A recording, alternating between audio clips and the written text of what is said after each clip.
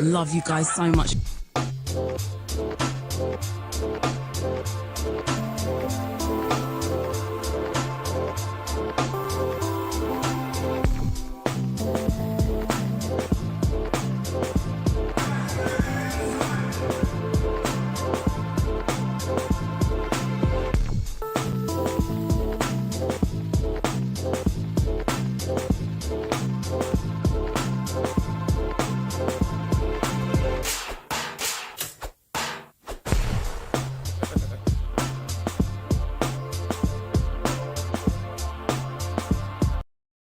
Mic's off, Mic's back on again. Off. Oh, there you go. Jesus Christ, mate. I tell ya. Edward Hammerack is a new person, is he? Yeah, because you're struggling to say that name. That's why you're saying that. You realise no sound. Is there still no sound? No, there's sound now. 1, 2, 3. Ladies and gentlemen, we want to welcome you down to the shit you might not never know nothing about cafe, where we spread this mother lover. Yeah? Oh, Edward yeah, Hammerack. sit there. Bam. I'm not new. Ed Hammerack is Fill not us in, new, Edward mother Hammerack. lovers. Are you not Gleam, are you, by any chance? Gleam. Okay. Shout out to Psychedelic Scientists. What's going on, bruv? Appreciate you, mother lovers, coming through. Shout out to Black Einstein. Yeah, man. The sound was a bit messed up there. What we were saying before when we was miming is, yeah, we ain't been here for a minute. And we apologize to you, mother lovers, that wanted to tune in. I think we missed 420, innit? We missed 420 and we missed... Yeah, that was the big one. Oh, yeah. It was the show of the century. But there was a lot of... Yeah, he had really good reason. You know what I mean? I ain't going to put it out there. But yeah, really good reason. So, but you know, happy 420 to everyone who enjoyed it. And last week we couldn't make it either because, yeah, it was just a bit too hectic, man. There's a bit of work need to be done. And yeah, sometimes it's like, you know, you need the whole week. I can't take a Wednesday off. I just like, all right, I need to finish something off. Shout out to Shorty Blitz. Shout out to Sus Bully. They know what I'm talking about. I'm looking forward to basically, if people have heard the Shit Still Sharp and Steel tune produced by Shorty Blitz, I feel so honored to be like on his, you know what I mean, first official release as a producer. You know, the fact that he's like easily the best club DJ, you know what I mean, hip-hop R&B club DJ out there is one thing. But then I know that he could produce, he's been producing from years back for a long time. That's why and he's actually, well, it's the first time he's actually put out a release with his name as the lead. Yeah, he's done it under pseudonyms before. Okay. And just for the reason of, you know, I hope you don't mind me saying, but obviously he feels like maybe some DJs wouldn't play it because it's his, you know, but really and truly they shouldn't. If they're playing other DJs and if the beat is banging, if the tunes are banging, regardless, you just play it, you know.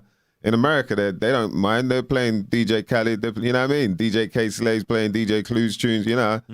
So I don't think, and if you are like that as a DJ, man, that's messed up. But nah, the feedback that he's been getting, the amount of like different people tagging and whatnot, left, right, and center, supporting, it's like, nah, don't worry about that. Because as long as the music's banging, you ain't got to worry about that. And you're a good guy anyway. Do you know what I mean? There's no reason for people to, but I get why he can feel like that. Because, yeah, you behind the scenes, you know that certain people are hating, like, yo, my man's getting all the, how come he's got the prime time? So, how come he knows to cut that tune in? Oh, right.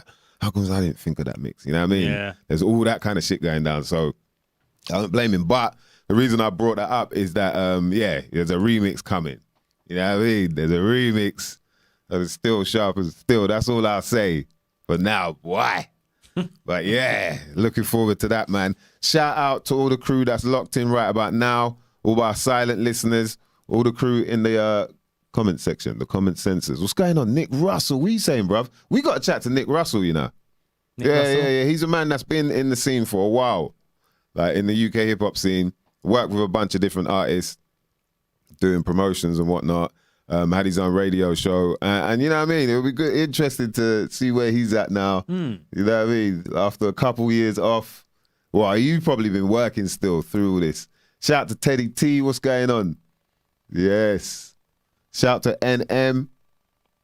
Yeah, man. Common senses, you got to give love.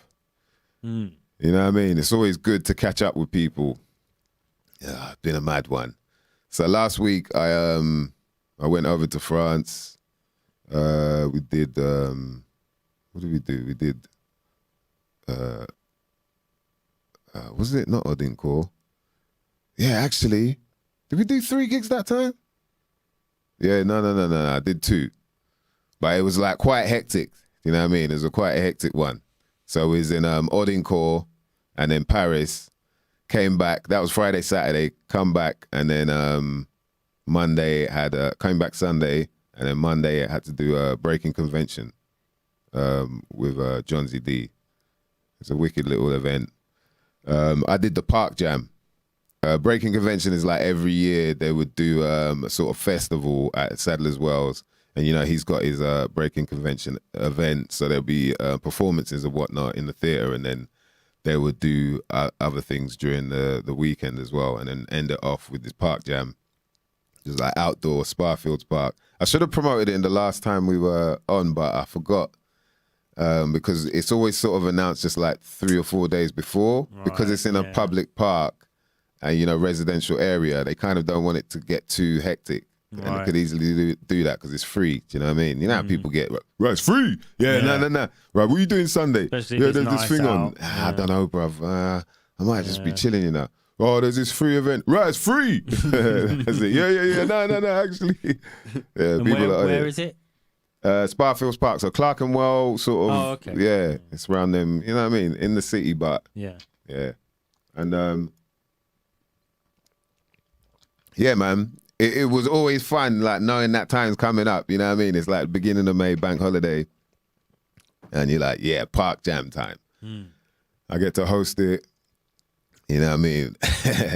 Man like Maslow, shout out to Mass Lawson, boy. He's cut off his dreads, man. It's kind of weird seeing it like, right, it's Maslow, like, but without the dreads and that. He's had them for years. So it's good to see him. And there's a bunch of wicked acts that came on as well, man. Some crazy stuff. There was, the Florist, Natalie from Floristry. Yeah, she came, did some spoken word. Baby Soul, Miss Baby Soul was there. A bunch of like young artists as well, like newcomers that have been working with Breakin Convention, like these young children. So I shouldn't say children, these young. And it was like, rah, you know, some of them really, you could tell they had something, there's something special. So it's good to see all that. People bringing their family. You know what I mean? Shout to Q Rock, Son of Noise. He came there with his son and his grandson. Son of Noise. Yeah. So the Son of Noise, son and grandson. Yeah, grandson of Son of Noise was there. Yo. Yeah, and saw DJ Madda. Yeah, man, so there's a bunch of people there, man. Like, shout out to everyone I saw down there. There's too many names to mention, man. Jesus. Cope and all of them. Oliver Sudden.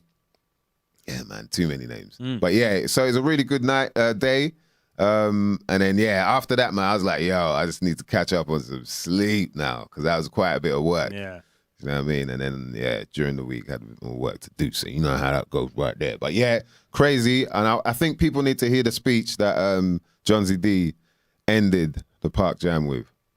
Because it was quite like, it was one of them things. Play it now. Yeah, play it now for people to, because it was, you know, it meant something, man. Especially after these 2 years of real love. Oh, hold on. Hey. I've got to just work out how to, let's put it up. Yeah, man, because, you know, you could tell people were just happy that it was like, for this to be back on, it means, okay, maybe we can go back to how it was. You know what I mean? When you're hearing like, Carnival's got to be back on, it's like, oh, Carnival's back on. Maybe it can go back to how it was. So, you know, it felt good that he could express his feelings in front of the crowd that come to support what he's doing. You know what I mean? Right, let me just flick this that's over. what it's about. Real love, real unity, real hip hop. This is the energy, yeah? Jonesy, talk to them. See, this is London, yeah? Yeah! This is what London looks like. You know what? Furthermore, this is what humanity looks like, yeah? There ain't no division around here, you know what I mean? We are all one people, you get me? Yeah? So all of this propaganda that they're trying to sell us via the TVs, where we're talking about some fractured society, is some bullshit, yes? We are all together, we are one people. And the sooner we realise that, we're gonna get some freedom, you understand? Yeah? Peace and love, everybody, man. Peace and love.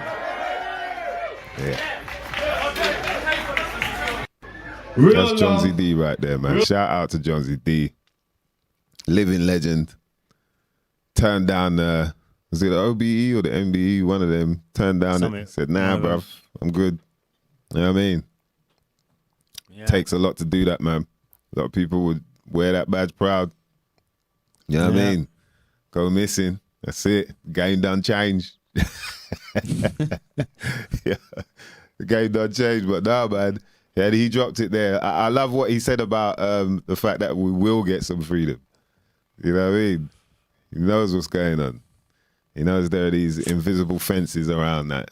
Yeah. People don't realize. People are like, no, I'm free, man. I'm free. Yeah, you're free. You're free to do whatever you want within these rules.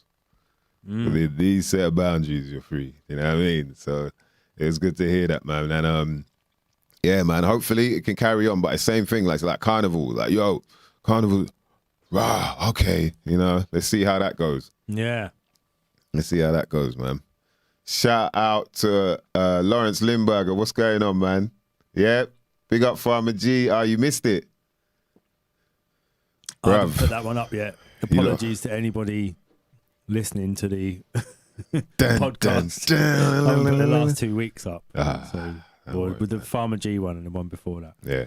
So people will be able to catch up with it. Yeah, man. Shout out to Farmer G, though. He That dropped was some. that was a good show. Yeah. He dropped some knowledge for us as always, man. Like, such a good guy, man. And he's done a magnificent job with that £10 bag. Like, Yeah, that felt like that actual show. The whole thing felt like when I look back at it afterwards, it was like a sort of whole big sort of. There was like a sort of slight celebratory vibe to it. yeah.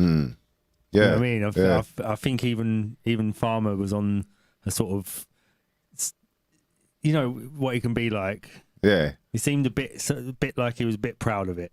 I mean, he should be, Yeah, I know man. he should be, yeah. but like, you know. Yeah. He's quite He's a humble humble. guy. Yeah. No, you're right. You're right, actually. But Yeah, there was like a sort you're of right about subtle that. feel of like, yeah, this has actually worked. Yeah. It's done. This is doing all right. Yeah, Bruv, the feedback that from off of that, I'm just like, rah, okay, he started. There's a wave rolling now. You know what I mean? And it's of that essence as well of how it felt back then. You know what I mean? Yeah. Like, I don't know. Yeah, it there's was a- just there's definitely there's a good vibe around it. The Yeah, whole thing. yeah.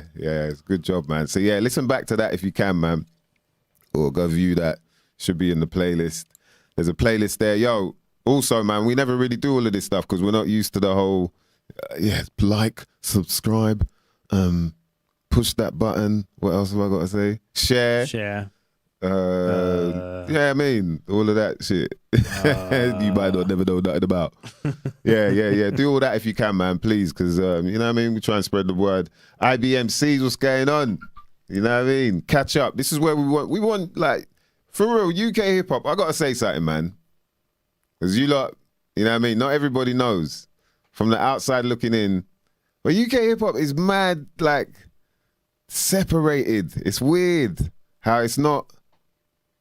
You know, it doesn't ever feel like it's all like little pockets of crews that, but man, if we were more interconnected, same way the fucking trees are, do you know what I mean? Underground. We don't know what's going on there underground, but they're all linked up with their little shrooms, like people take shrooms every now and again. They're on the shrooms all the time, all linked up, all like, yo, you hungry? Yeah, all right, send some nutrients down that way, bruv. Bam, bam, bam. But we're not like that, so it's a bit separated, but bruv, it'd be wicked if we had like a hub where people can really communicate and get to know each other a bit on a different level, not just like at the club. Yo, what you saying? Yeah, you good? Yeah, good, man. Oh, you got yeah. All right, peace. Yeah. Oh, you smashed it. Yeah. You know, that's all it ever really is. But when you sit down and chat with people, same thing with Bad Bones. Conversation we had with Ramson Bad Bones. It's like, bruv, I chat with him like that all the time. Every time we link up, And I'm like, people don't know that side of you. Yeah. But if they did, they'll be like, yo, this guy's a really interesting dude, you know what I mean? So, yeah, I think more of that should happen, man. So I appreciate you lot coming through, showing love. Oh, you missed the CD release, Lawrence, man. Yeah. I think there's going to be a lot of upset people, man. It sounded like Farmer already had a bunch of people upset about him bogarting the Bandcamp jerk. Yeah. That was beautiful, man. Like, I have to, yeah, bruv, you need a medal for that, man, because... Can only do it once, though. That's the only thing. You reckon? I mean, if everyone started doing that, it'd be a bit sort of... That was like a really good little trick for him, you know, for his... But I think it's the way around that situation. Like, you don't have to do that. It could be a track, but not the track, you know. You could give like an exclusive track to people. You could do that. But I still think you can get away with that now because it's kind of down to the like. All that's going to change then is like the length of silence. So like you be like 15 minutes of silence. You fucking bastard! WAV, it'd be a WAV form as well, just to like people be pissed. Just waiting. No, maybe it's the last 2 minutes of it. You know, that used to get the hidden track in it on the CD. Yeah. Yeah, that used to be annoying when you didn't realize until ages after. You're like, oh, what? Yeah, you've given away another thing you could do. What? Hidden? 15 minutes and then just put a track at the very end of the 15 minutes of silence. Why would you do that though now? Like, because it's the same as the hidden track. Some people didn't even realize the hidden track was on the CD till they pressed the button back, and then there was like, oh, there's a track there. Yeah, that's what went, like 5 minutes after the last song, you'd like keep, you know, forward winding the song. Yeah, and then there would be another song at the end that you didn't know about, or it would go up to like track number 99. You just keep pressing it, and it would keep going up, and then track number 99. I did that. What's the track? Yeah, hidden track at the end of the CD. You'll see, there's that they did that. Yeah, some people did hit it. Just you know, there's all different ways of tricking, putting hidden tracks in there. Yeah, that's extra, boy. Farmer's basically he's set a trend, isn't he? That's the thing now. Is like you got to find. He's father. That's like he turned the other cheek, man. He used their rules against them, like literally. He's like, yeah, slap me now, I dare you. I will be free. Jiu-jitsu. Jiu-jitsu. Yeah, Farmer Jesus, exactly. See, IBMCs knows what's up. Farmer Jesus, and he literally turned the other cheek on them. The people know the story about that. It's like you use the rules that they set against them, and he did it, man. Like what? I was like, wow, that's levels, man. That's levels. Like that's them. Why didn't I think of that once? You know what I mean? Like that is. And the thing is, like you're saying, I think you can still do it. Like even he can still do it as long as you're letting people know. You're giving them a disclaimer. Like, look, there's nothing on this track, but this is what I've got to do in order for you to buy the vinyl. And then people who don't get that, it's like, bruv, come on, man. You're listening to my shit. You better have some smarts on you, man. I don't want none of all of that. Like then people like. But it was only people who actually paid for it, wasn't it? So if you went on and listened to it on Bandcamp, you could still hear the tracks on Bandcamp, but you couldn't download them through Bandcamp. You could only get the physical copy. And what they do normally is when you buy the physical, you get an immediate MP3 of the album. So I think it is only people who actually paid for it. I think at first, from what I remember, I think at first he was saying it was only the for you to get it. It was only the blank thing, the blank. What? So they didn't have any track listing on the actual. I think it was once he released the maybe it did, but once he released the singles, so you know the Jest one, Jest Sortekinch, as well as the Delegates of Culture. Like you could play them, I think. Okay. I'm not 100%, but yeah. So, but man, he changed he definitely changed the game with that one. Yeah, man. We're still talking about it. Shout out to Limburger. He's got a signed Mystrogen. Jeez. That Mystrogen, boy. Needed more than oxygen, my beloveds. Remember that. Shout out to Bruce Willis. What's going on, Blue Fligs? Kenny Rebel. Hey, good to see you lot up in this mother lover, boy. We are back. Some shit you might not never know nothing about. And boy, it has been a bit of a weirdo week, innit? Got our friend has disappeared on us. Top boy. You know what I mean? What's going on here? What's going on with this? There's a new, what did they used to call him? Was it Wally? Where's Wally? Where's Wally? Now it's Where's Wiley? What the hell's going on? I didn't even know about this. D just told me about this just before we started. And I was like, what? So apparently, ooh, shout to your more. I was wondering where you were. Yo, what the hell is this about, man? You know what I mean? This is so grime artist Wiley on the run after failing to turn up at court over burglary and assault charges. Are you serious? On the run. Grime artist Wiley is wanted by police after failing to turn up for a court hearing in November. Wow. Oh, okay. Oh, but this was posted 5 hours ago. Yeah. Jesus, he didn't turn up since November. This is in the Independent. Big news. Yeah. So what's that? A fresh appeal. Scroll up again, please. Yeah, fresh appeal to find a performer whose real name, blah, blah, blah, has been issued by police in Newham. Wow. He was due at Snarebrook Crown Court on 11th of November to face charges of burglary with intent to cause damage and assault by beating. What the hell, man? What?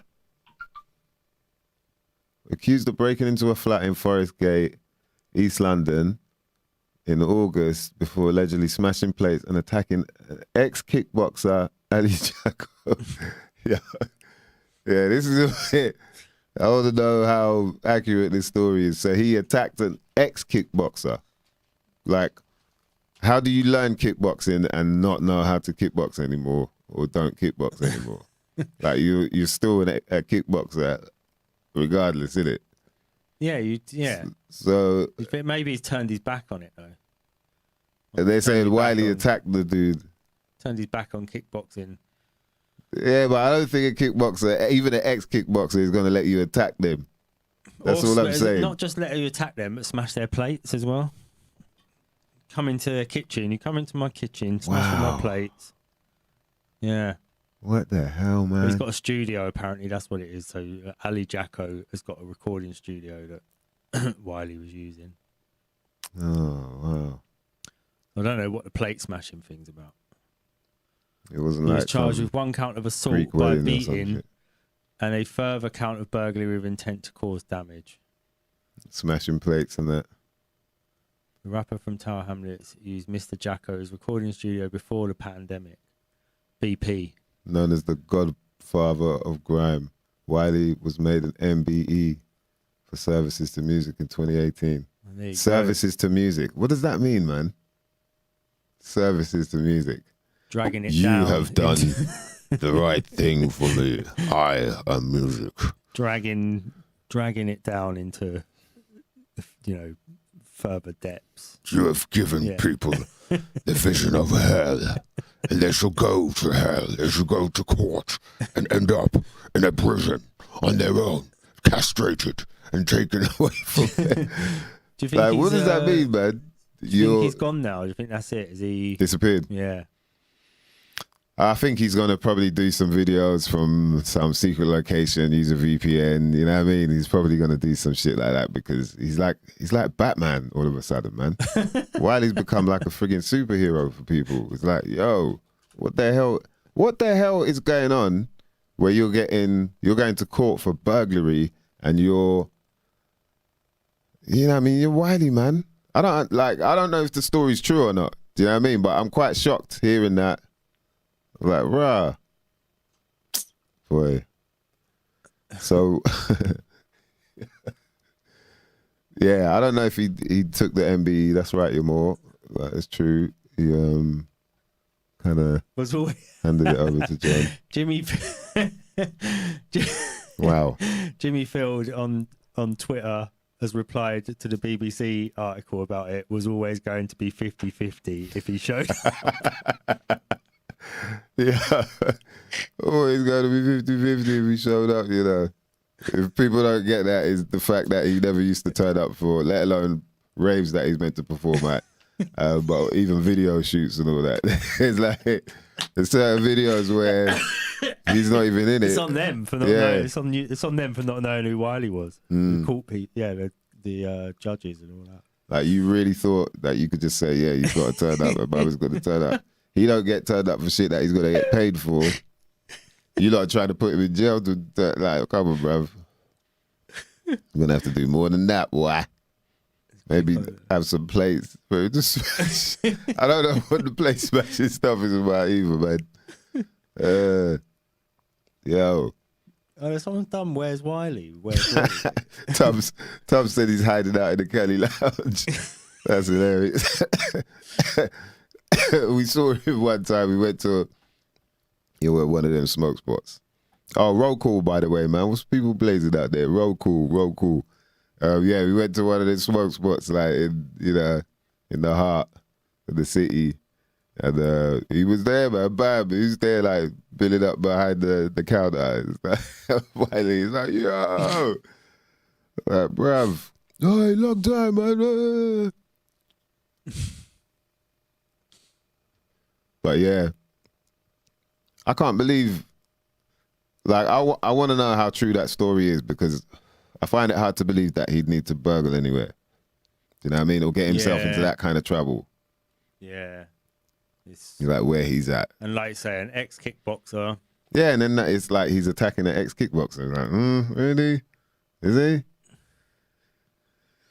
Yeah, you can't take everything at face value, man. You gotta take them slow steps and analyze what you're reading. After you read what you read, you gotta ask, how do they know that? Do you know what I mean? How do they know that shit? Yeah. You know? And from then, you can work on whether it even makes sense at all, because a lot of the times it's like, And especially like, you know, on them bait, them bait kind of outlets, independent. Yeah, okay. In your name it says independent, so that means that you're not part of any. Fuck yeah. Woo, okay, people are talking, the talk. Roll call, mother lovers. What you lot blazing out there, man? Man's on the, there's still some ice cream cake there. Yeah, shout to Tubbs Lish. What's he saying? Oh, yeah, the Cali Lounge for real. I'm reading too far behind.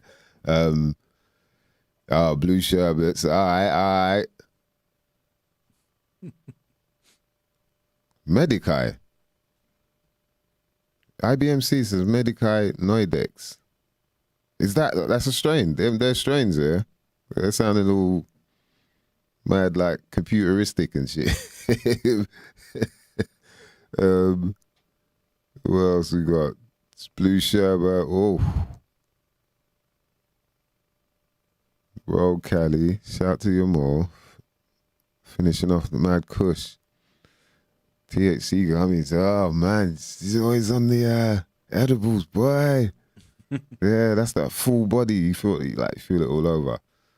Psychedelic scientist showing off right there. Purple mimosa. Okay. Yeah, I got a little. What else? I got some mimosa. Standard mimosa. Bang bang. Yeah, man. Shout out to Thanks to Buds. Shout out to Intrepids as well. They hit me up with the Skittles cake gelato. Woo! Woo! Don't let me say it again, boy.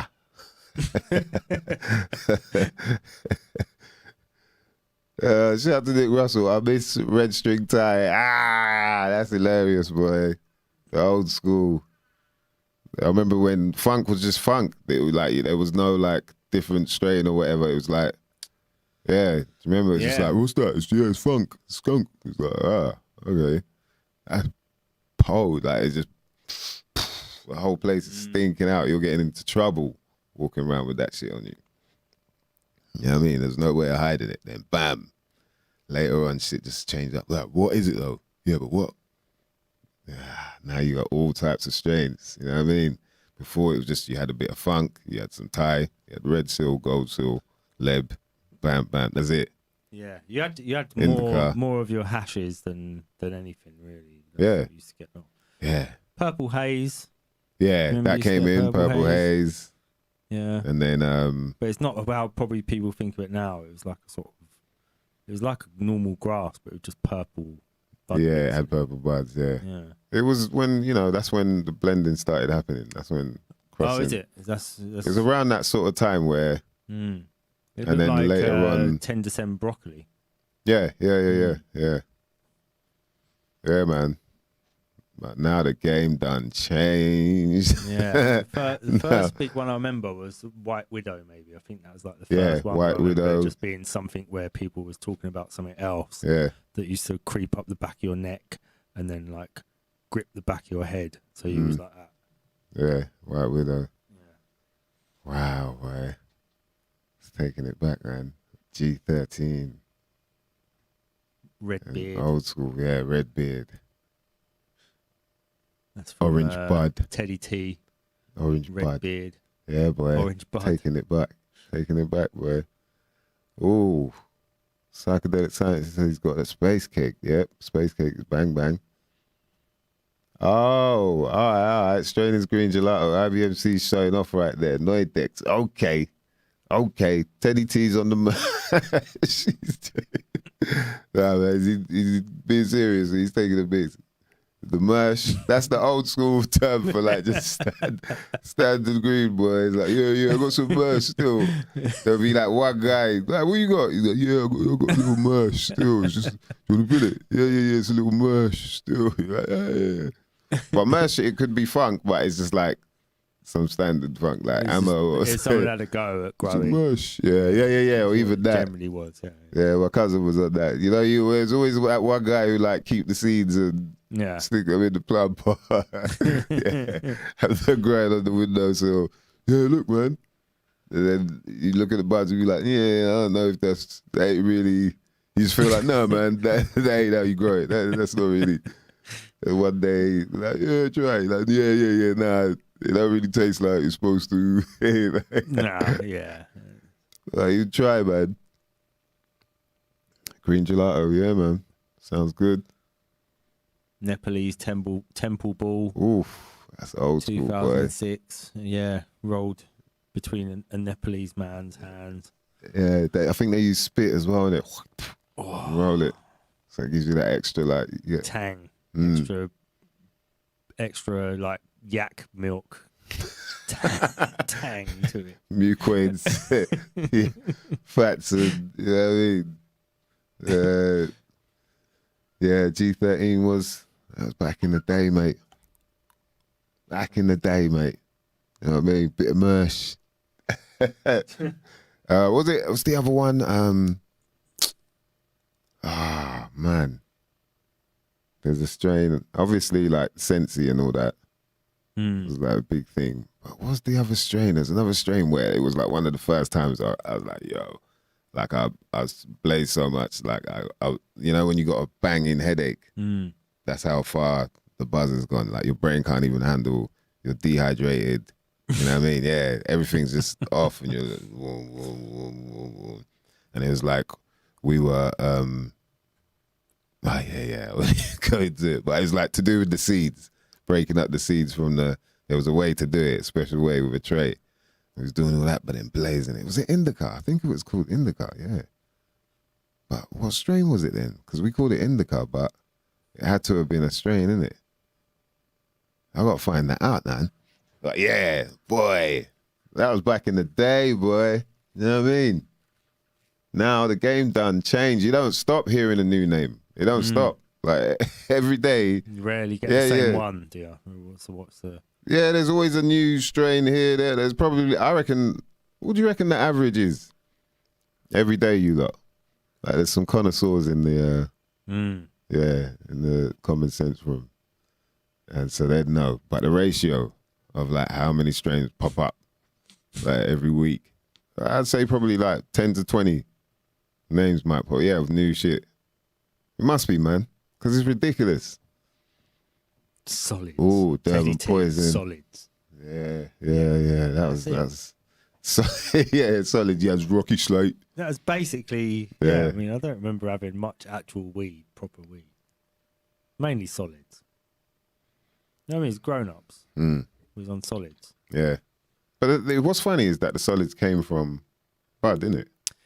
Yeah, but it must have been easier to get across Europe because it used to smell like petrol as well, where they'd like put it in petrol tanks and all that. Yeah, slate and soap bar. That is the main thing. Soap bar. That's like the main thing we used to get. Oh gosh, yeah, Soap bar. What does that mean? Like, yeah, it looks like a big bar of soap. I don't know if that's why it's called it. I don't know. It was nice though. There was a time, yeah, had that petrol-y smell. But the red seal, man. Did you ever smoke the red bit of the red seal? Did anyone ever do that? Smoke the red bit by accident?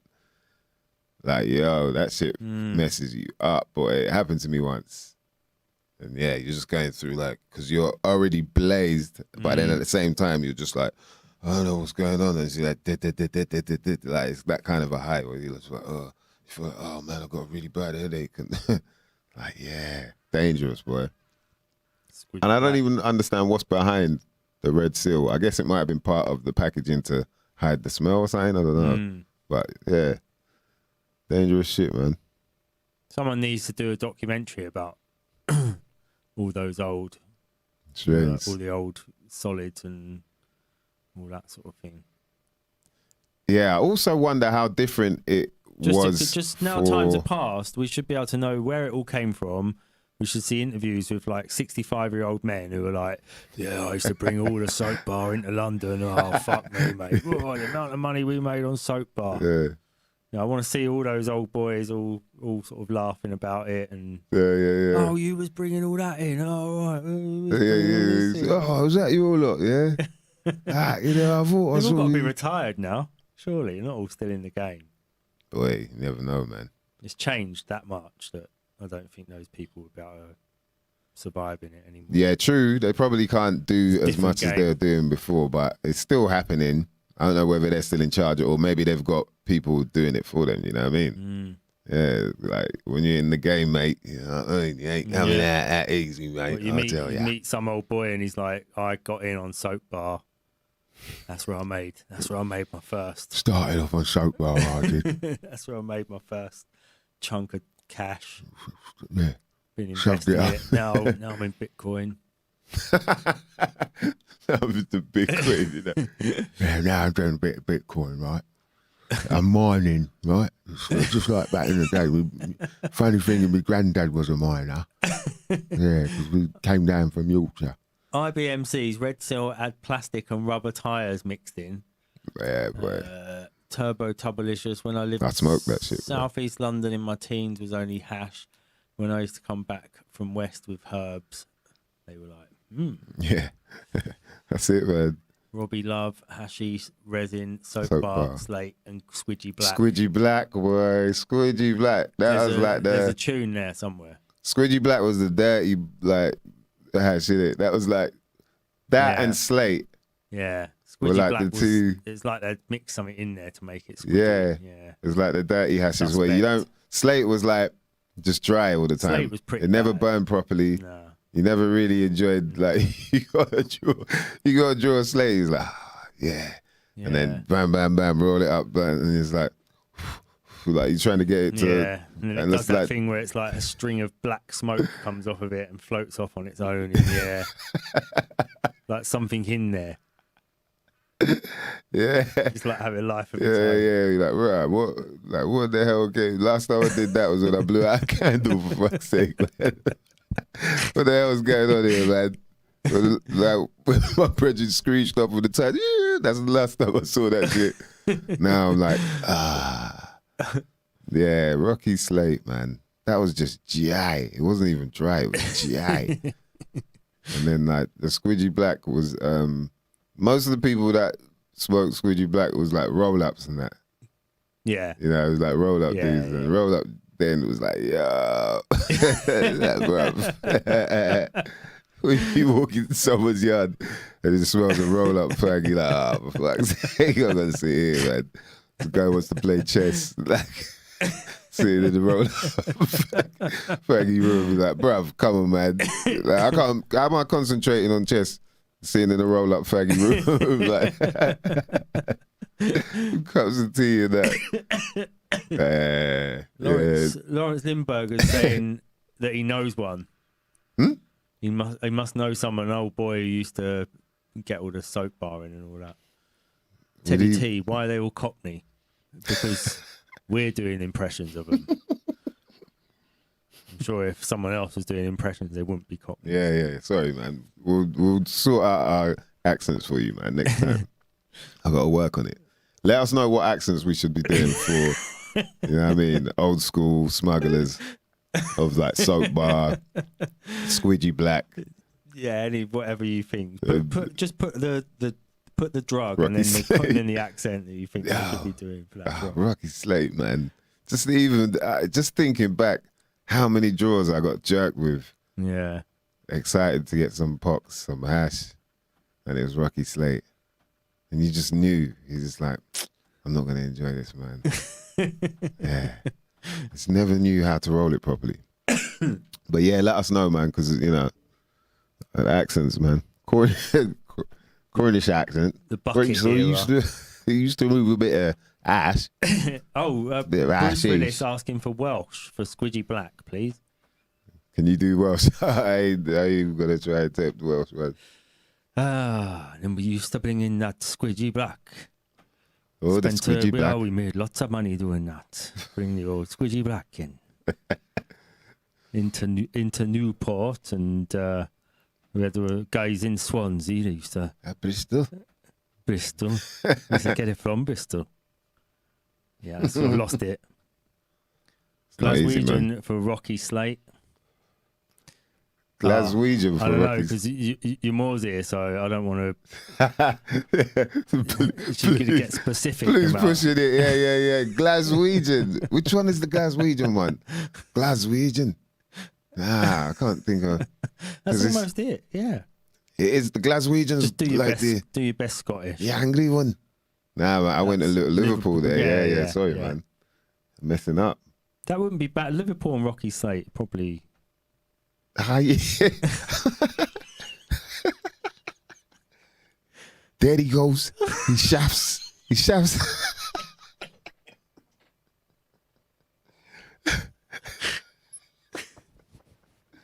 There he goes.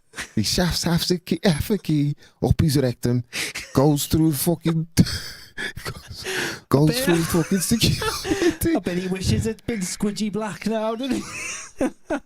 And not that Rocky Slate. Fucking used up all his lube and he's still fucking dry, but he makes it through. He makes it through. Yeah, that was me, mate. That was a long time ago, though. A long time ago. You know what I mean? I wouldn't do that now. How was that? Kind of, but not quite. Oh, for the Welsh. Yeah, man. So Scottish for ecstasy, King Chico's saying. Scottish ecstasy. Okay. Nah, I gotta practice it, man. I can't. Your boy's gonna cuss me out, boy. That's what I'm afraid of. Yeah. I'm afraid of bumping into her again. And you know the worst thing is as well for us, because obviously like there are regions for Scottish. Yeah. They might like mix them up. You don't know until someone tells. Do you know what I mean? Sound like You a know- Cornish Londoner. Yeah. Jargon could do a really good Scottish accent. Jargon, yeah, he's really good at it, man. Mac Jags. He's like, he used to have bars. He's got bars with a Scottish accent. Teddy T, Geordie, Mersh. Geordie's talk again. They say, why are you, man? I know they took Hey, my nan. well, yeah, My nan but- was from Sunderland, so I know they sort of Geordie. She was a Mackham, South Sunderland. They call them Mackhams. Geordies, Newcastle. Oh, so what's the Geordie about then? Why Geordie? I don't know why they're called Geordies. It's just only Newcastle that's Geordies. And then south of the south of the Tyne or whatever it is, they're called Mackhams. Ah, that was hilarious, man. Man said, wait. So man said, what? Geordie mash? Yo, just the word mash, man, it cracks me up because it just puts down the weed. You know what I mean? You're just like, right, what's that? That look like, is it some Star Dog? No, it's just some mush. Nah. That's mush. That's mush, man. Mush, man. Yeah, there you go. That's See, not... I can't keep it up. That's mush, No, man. That's mush, man. Wait, what you smoking? Smoking that mush. Yo, how does the accent just switch up like that? It's a few miles up the road. They're like, yeah, no. Like, rah. Yeah, it's deep. Hey, shout out to our brother Gleam. What's going on, bruvs? Ain't seen you in a minute. Good to see you back, man. Common Sense is in the building. Shout out to King Chico. Yeah, see, now we got to work on the accents, man, because, yeah, for real, man. Definitely. You know what I mean? Smugglers. But first of all, we got to try and interview some of these smugglers. Like, I think that'd be a good idea. Yeah, I'd love Like, to. I like If what- anyone I like knows where you anyone went who with wants to come on, it'd be a fucking good show. Yeah, get an old, any of the accents we've done. An old Geordie talking about Mersh or an old Scotsman talking about ecstasy. I don't care. Yeah. It'd be good to hear about all that old, late 80s, early 90s solid trade. Yeah, solid trade. Do you know, like, thinking about that, yeah, you got me thinking, because I know someone who used to be involved in the early rave scene when they used to do illegal raves. Yeah. And they were like, it was free and it was like you'd put it on in some field somewhere off the M25 and and it's like the story behind that is just crazy, man. You know, like the shit, like we were just thinking, like, how did you get away with that, like with the police then, like, and then just talking about like, yo, we just made sure it was just jam out. It was like from there was too many people there for you to even get through. They're just like, what are we gonna do? That'd be good, yeah. So but shit like that would be really interesting, man. You know, because back then I think there was a whole thing where clubs didn't really open past 12 or something, or 10 even, like some sort of early time, and then they were like, yo, we want to party, man. We want to stay out, and so there was this whole movement. The whole thing's interesting how it all came about, and that was like that the whole criminal justice bill thing that they had, where they basically banned people from being able to get together and Oh, it sounds familiar. Yeah. Just as you said it, you realised. Dun, dun, dun. So they banned people from getting together, at home as well as basically just banned like the open air raves. That's why it all sort of ended, and that's all sort of go to into like more like formal stuff and organised, and having police there or security there, all the rest. So they sort of monetized something that people were doing for nothing before, or for very little. I think people were still making money out of illegal parties somehow. Yeah, they got like you can't police the whole friggin', No, I don't know how they was making money out of it, but they must have been making some money out of it. Yeah, what as in putting on them the promoters who were organising illegal parties. I think there was some that they were making people pay, and then others where it wasn't. Like there was some free, some weren't. But it was quite amazing, even like the idea of how they're promoting it. Because I was like, right, it weren't like now you could just Facebook everyone, you know what I mean, or do a live or whatever it is and promote it. And they were saying that it's like, pirate radio was part of it, and they'll just hail out like everyone meet at this junction. Yeah, and then that wasn't where you was going. You go to the junction, and then announce where everyone was going. And then everyone would move to the just next all place, follow each and then other. it would just change again. Yeah, So It's all follow each other, and then bam, you get to the spot. It's like, wow. Yeah. And it sounds like freedom. Yeah. Freedom. Compared to now, you know, I was chatting to my brethren, old school brethren, Mr. Reds from Transmission One days. Yeah. And we were talking about how garage got banned. You know, which is quite interesting. Obviously, links with us talking about Wiley, and I still can't believe that. What the hell is going on there, man? And the thing was like, we was trying to work out the timeline, and even with Black Einstein, I was chatting to him about it after, but trying to work out the timeline. But obviously, there was a point where garage music was banned, innit, from London. And so I guess it was only on the, I don't know, they were outside of London where they were doing raves and whatnot, but within the scene, they managed to ban it. And it's like, right, how did they manage to do that? Obviously, there was, you know, a lot going on at these raves where people were getting stabbed, shot, you know, they were finding, you know what I mean, dead people and all that, and around the clubs and whatnot. So I get that side of it, but then like, how do you get every promoter to stop playing the music? And you know, he had his suspicions on what it could be, but yeah, it's quite interesting thinking about how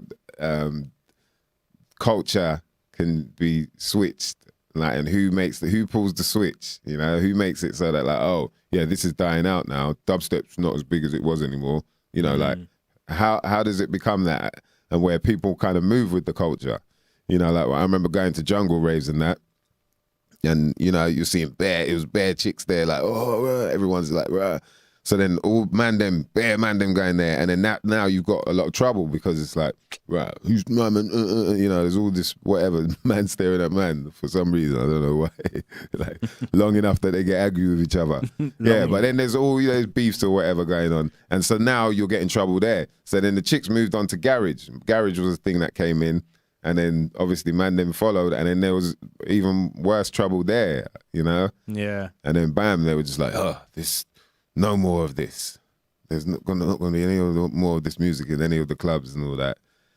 And then, I don't know whether you could say it died out, but it just weren't happening in, you know, the capital of the country sort of thing. So I guess people might have felt that way.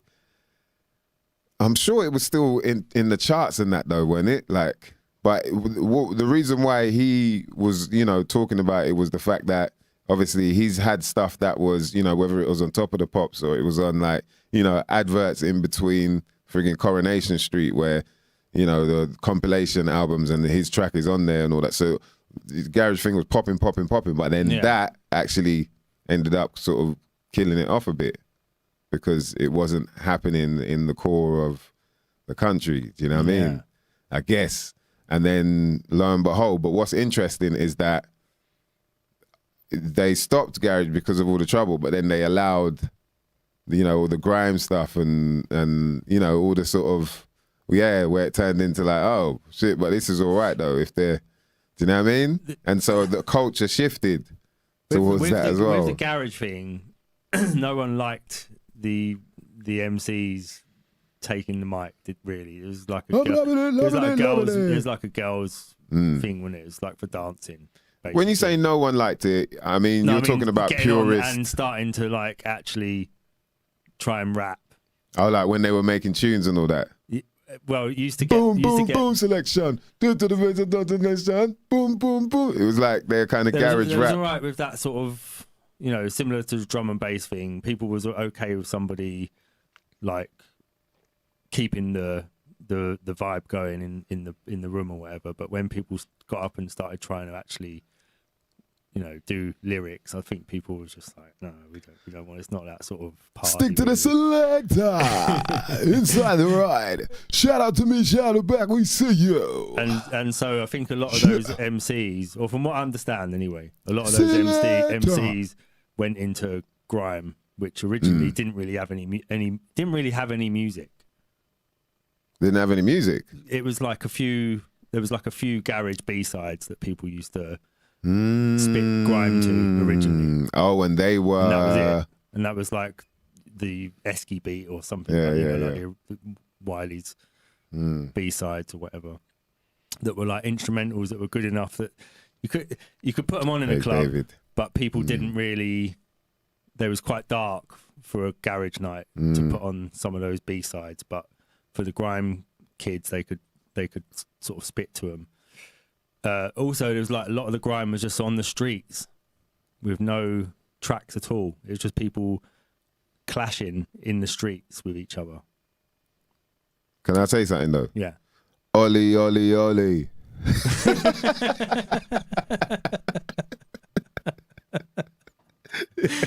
Yeah, go on. Yeah, so a lot of that early grime stuff is just people clashing in the streets. And what were they clashing to though? So you're saying nothing. The B-sides of nothing. Just a cappella. They're just in So if you look at all them the early sort of like video, Lord of the Mics and all that. Okay, it's all just people clashing in the streets, wasn't it? There weren't really any tracks. And then but I guess like, it's people start using things like PlayStation beat making software to start making tracks. So the early grime stuff is all really simple and sort of just trumpet sounds and really basic stuff. Yeah, but do you really like it?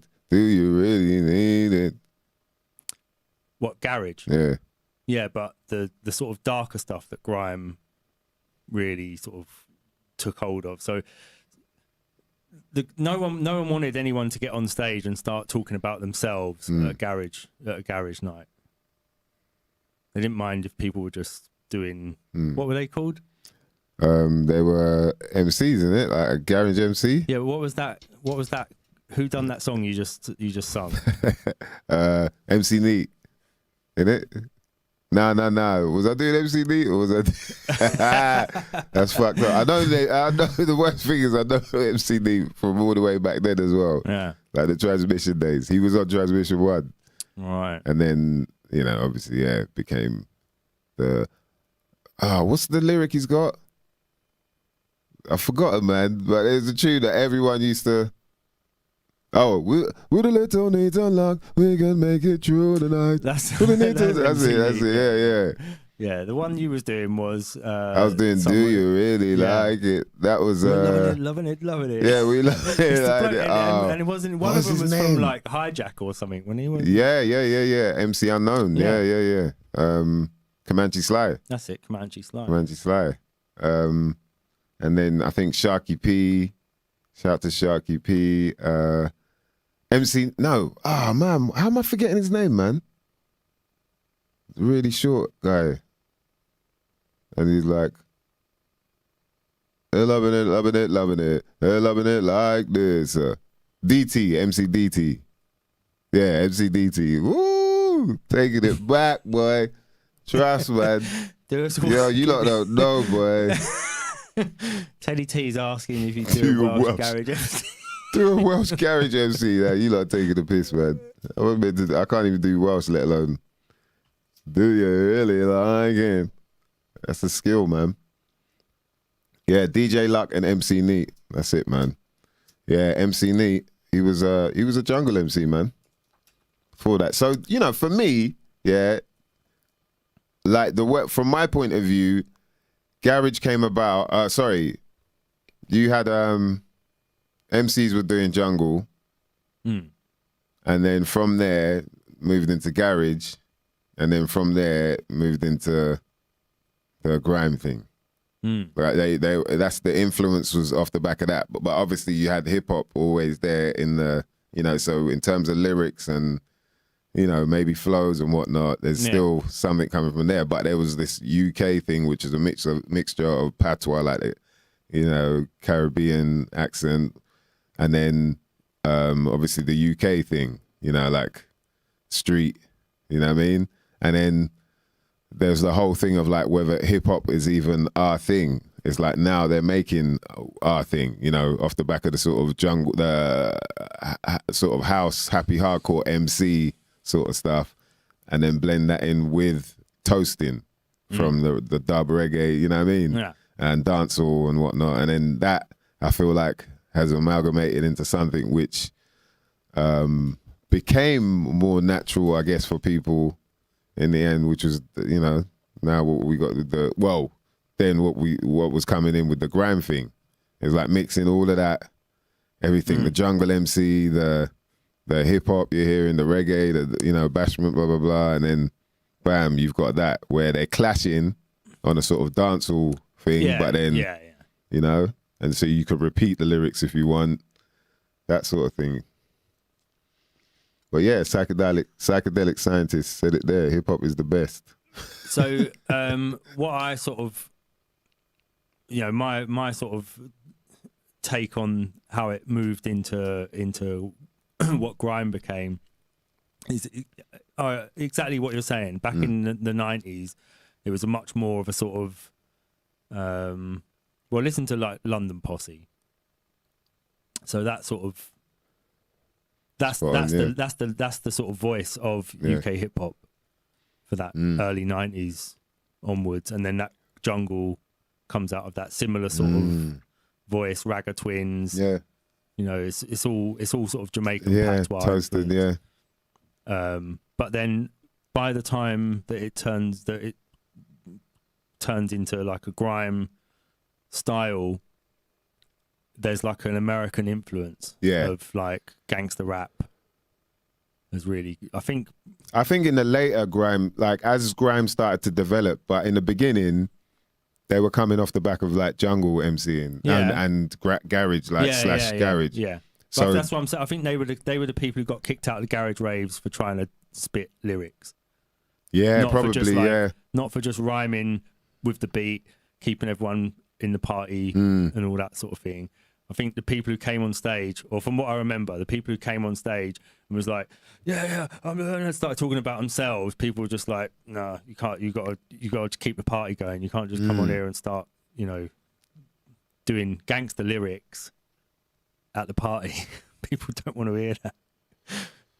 And it sort of had like a dark edge to it as well. I think when people were trying to enjoy themselves, someone comes on and brings like a dark vibe to the rave, so they got pushed away. And I think that's really why like grime starts on the streets instead of in the clubs. Yeah, but it's also got like a sort of more darker feel to it than all of that actual lyricism did back in the 90s, you know, the early 90s. Then you get that crossover somewhere around the millennium where there's like, instead of the South London voice being the dominant voice in UK hip hop, suddenly it switches to North London.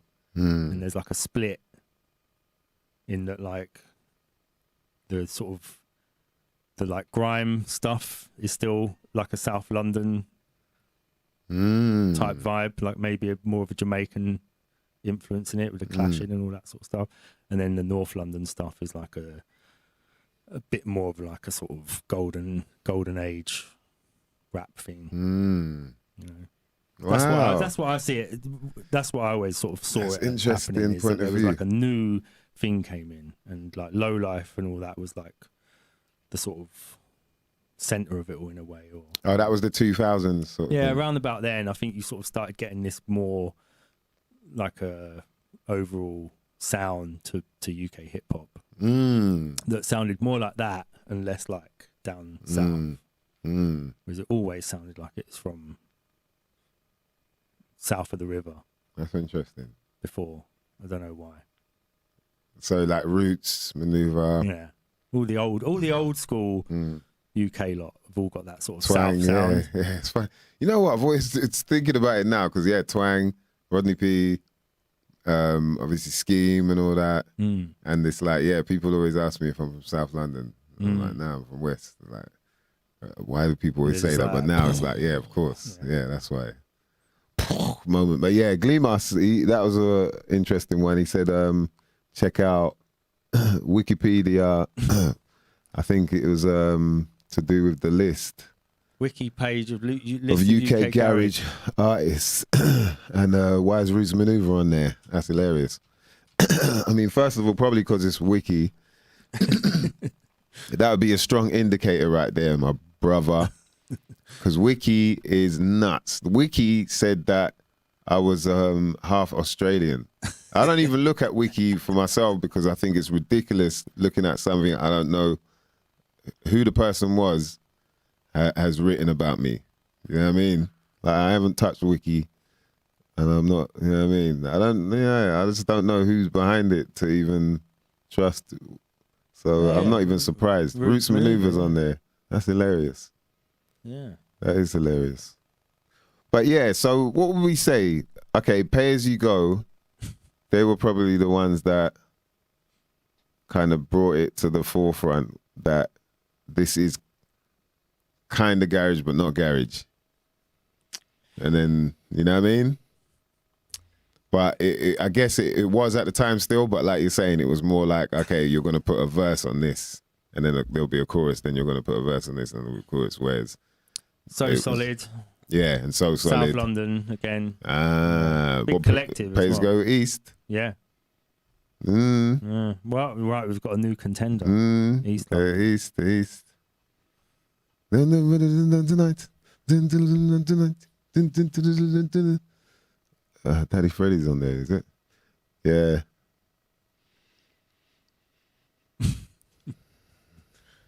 You can.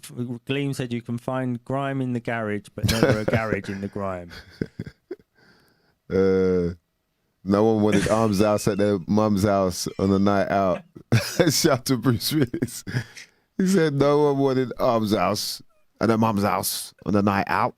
You don't want Arms House. What was my man's name that used to do the sound effects? Flirter D, innit? Yeah, I used to be like, how the hell does he do that? And yeah, it was characters, man. Mr. Wong. Was it Mr. Wong?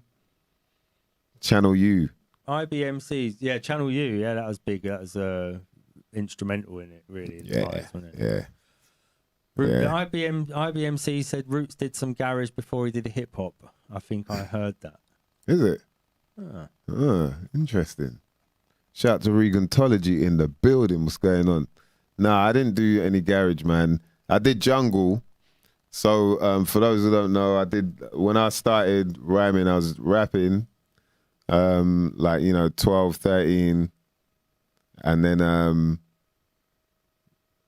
and I was like the young one in a group and all that. And, we'd rap over other instrumentals and whatnot, but nothing really ever happened. It was like we entered one talent contest. That was it. We had a manager, but we always used to be practicing. And, it was like whatever. And then I got into road shit and then got into jungle because my brethren who used to rap as well, but he used to rap the same, like English. And he took me to this radio station, pirate radio station. And I was like 15 or something like that. And then he went on and he was like, but he wasn't rapping, he was doing like jungle. And I was like, And I went on, I was rapping because the jungle instrumental was still tempo that I could rap on. But I was like, right, I need to do it like that though. And so I got into jungle. And then, and obviously like rap, I was just like, yeah, you can't, it doesn't work here type thing. And then it's a jungle, and then realizing like, right, people don't really give a damn what you're saying in jungle. They just want to hear a bit. Yeah. So, yeah. So then, but through that, it was like, we got to be like ghetto superstars, you know what I mean? Throughout West, we're on this radio station called Transmission One. That's who my brethren I was chatting about, Reds, Mr. Reds. He was a DJ on there, so I used to MC for him, MC BK, Baby Kevin. Yeah, I mean, and so it's like it's funny and meeting, so that even that after Transmission, we went onto a station called Rinse FM, and that was before it was legal. This was like an illegal pirate station, and people's, pirate radio. It would be in someone's kitchen, random people like you don't know in their front room or whatever. They got a cat and that cat stinks. You know what I mean? The cat's got like bladder problems and that, so you got to go in there with wellies on, or even to the point where there's a few times it would be Rinse FM would be in Wiley's bedroom, because shout to Genius and all the crew, they wouldn't have anywhere to do it. It'd be like, You know what I mean? So your mum is sitting there like doing all the jungle shit and all that. But after a while, man, for me, it just became a joke because I still had that. It was like about lyrics. You know what I mean?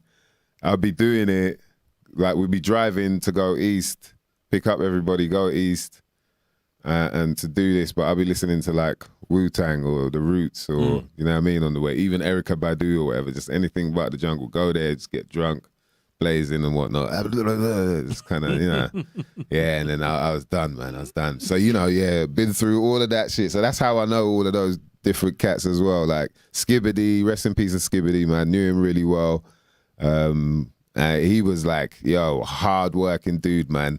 I actually met him like in the early stages when I've forgotten the name of the rave, but it was like an event that him and Skits used to do and a few other people, and it was like one of them sort of like underground, you know, sort of tribal jungle raves. I've forgotten the name of it, man. Messed up. But yeah, he was there from so early.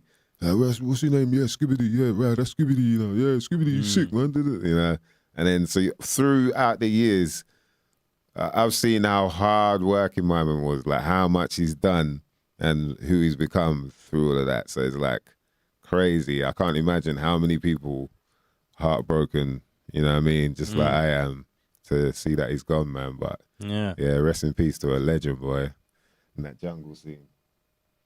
Yeah. So people like him, Stevie Hyper D, another guy, rest in peace.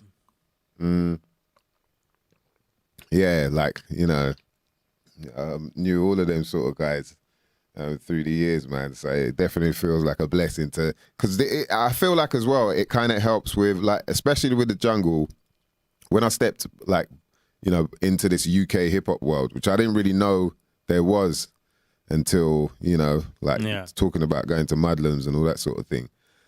But until then, you know, because a lot of people are just stepping in through that, they're not really getting the experience I have. When I came in, my voice was already there. I already had projection and all that because you had to work on that anyway through, you know, all that loud shit. You got to be able to.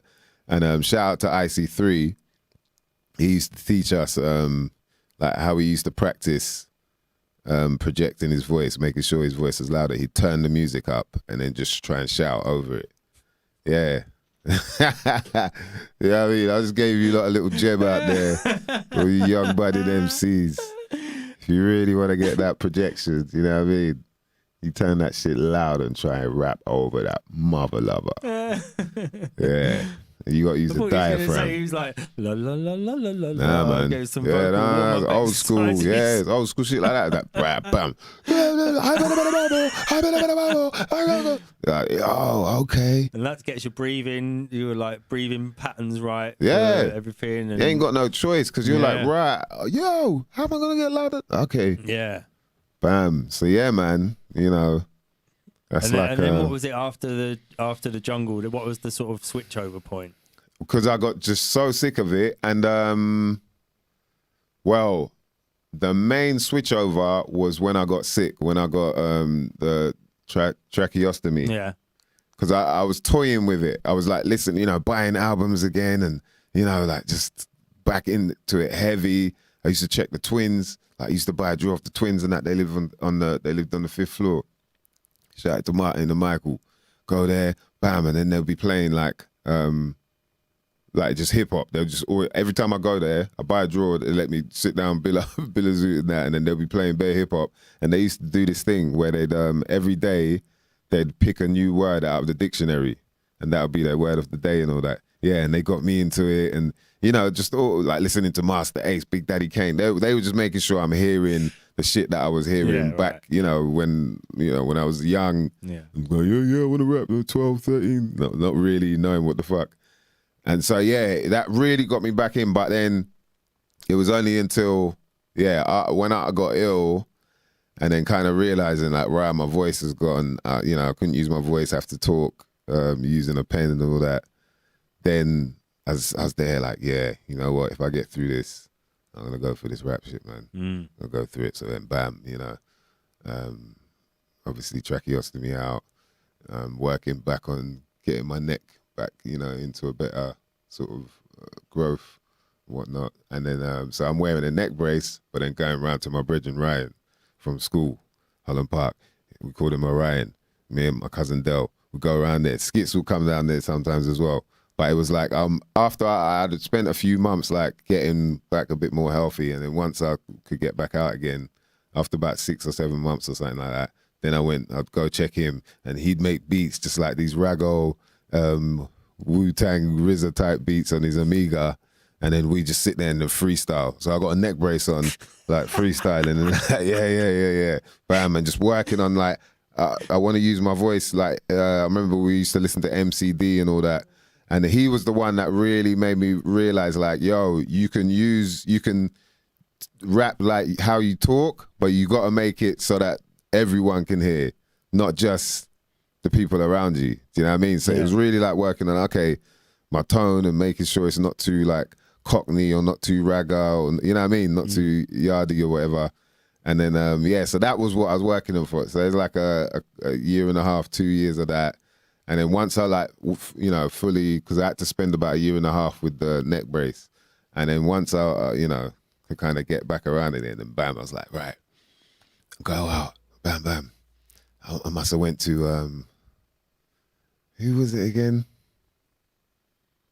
I think it was either Gravediggers or it was someone at Subterranea in Ladbroke Grove. And then I was there in the crowd. I think it was Gravediggers. And then bam, I was right next to Skanky D. He was the old school brethren that was in the crew that I was in when I was a kid. Thinking that I could be a rapper. I was the youngest in the crew. Then my name was Ragamuffin BK. Ragamuffin Baby Kevin. Yo, that's hilarious, man. So Ragamuffin BK. Yeah. And he was like, I feel like I've spoke about this before, but yeah, he was like, Ra, what are you doing here? And I was like, yeah, man. He goes, yeah, what are you doing here, man? You back on the rap thing? He's really tall, so he's looking down on me like, yeah, what are you doing here? You back on the rap thing? Yeah, I thought you was a jungle MC. I was, nah, man, I'm done with that a while ago, bruv. He goes, right, is it? You back on it, yeah? And I was like, yeah. He goes, all right, swap numbers. He goes, bruv, you got to meet my brethren. He's a producer, man. He lives, because he lives in London. So he's like, yeah, link him up. And then we linked up, and it was Blue. It was DJ Bluefoot. So Blue was the first producer I met, that can make hip hop. And I was like, oh. Before that, what I'd done is I went and bought an Amiga, a Korg keyboard, and I thought I was a producer. I thought I could make beats. Because I could play drums and that, you know what I mean? I thought, I could just hit a few, whatever. Yeah. And I was like, I'm going to make a little dub plate special for 279. Yeah, it's gonna get on 279. Yeah, I'm gonna smash it. And I did this thing like, and I'm thinking like, I'm making something sick. Doom, doom, doom, doom. I was like, yeah, this is sick. I wrote some bars to it and all that. Yeah. This is gonna be. And when I finally met Blue and sat here and he's playing beats and that, I was like, later. I didn't know what the hell I was doing. I was like, yo, does anyone want to buy a Korg, an Amiga? I ain't. Nah, the drums, sample, like I didn't know any of that. So what I made to me was cool because you for anything. It was hilarious, man. But that was when it, that was the moment when it changed. When I got ill, it was like, the game done changed. Fuck this shit. And then it was funny, like even Exit the I jungle. bumped into like I'd met up with Skibbity, because he was getting into it as well. A bit later on, and so you remember the time when he'd done a tune with Skits and a few other people as well, like hip hop sort of stuff. Yeah, not too long before that, we'd linked up, and I, just listened to each other's stuff and be like, okay, like, it was interesting, man. But he knew, he's like, yeah, you've been on this from time. So, good old days, boy. We've got, that's the beauty of it, man. Yeah.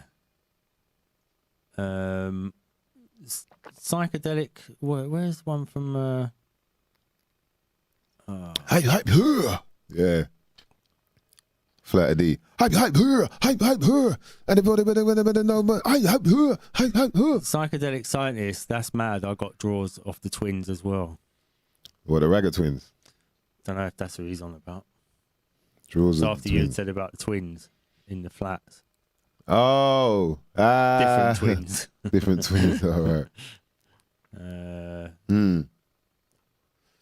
He said, what happened? If you want to know what happened, check out episode 7. Is that it? I think it is. Maybe I'm wrong. It's But yeah, it's a long story. on the video. It's called I think it's called the scar. In brackets, the scar on my neck. Is that it? Is that the one? Yeah, that's it. Yeah, that's it. Yeah. Yeah. That was Yeah, a 'cause that's, much quicker summary of the whole thing of episode 1 and episode 7 or whatever it is.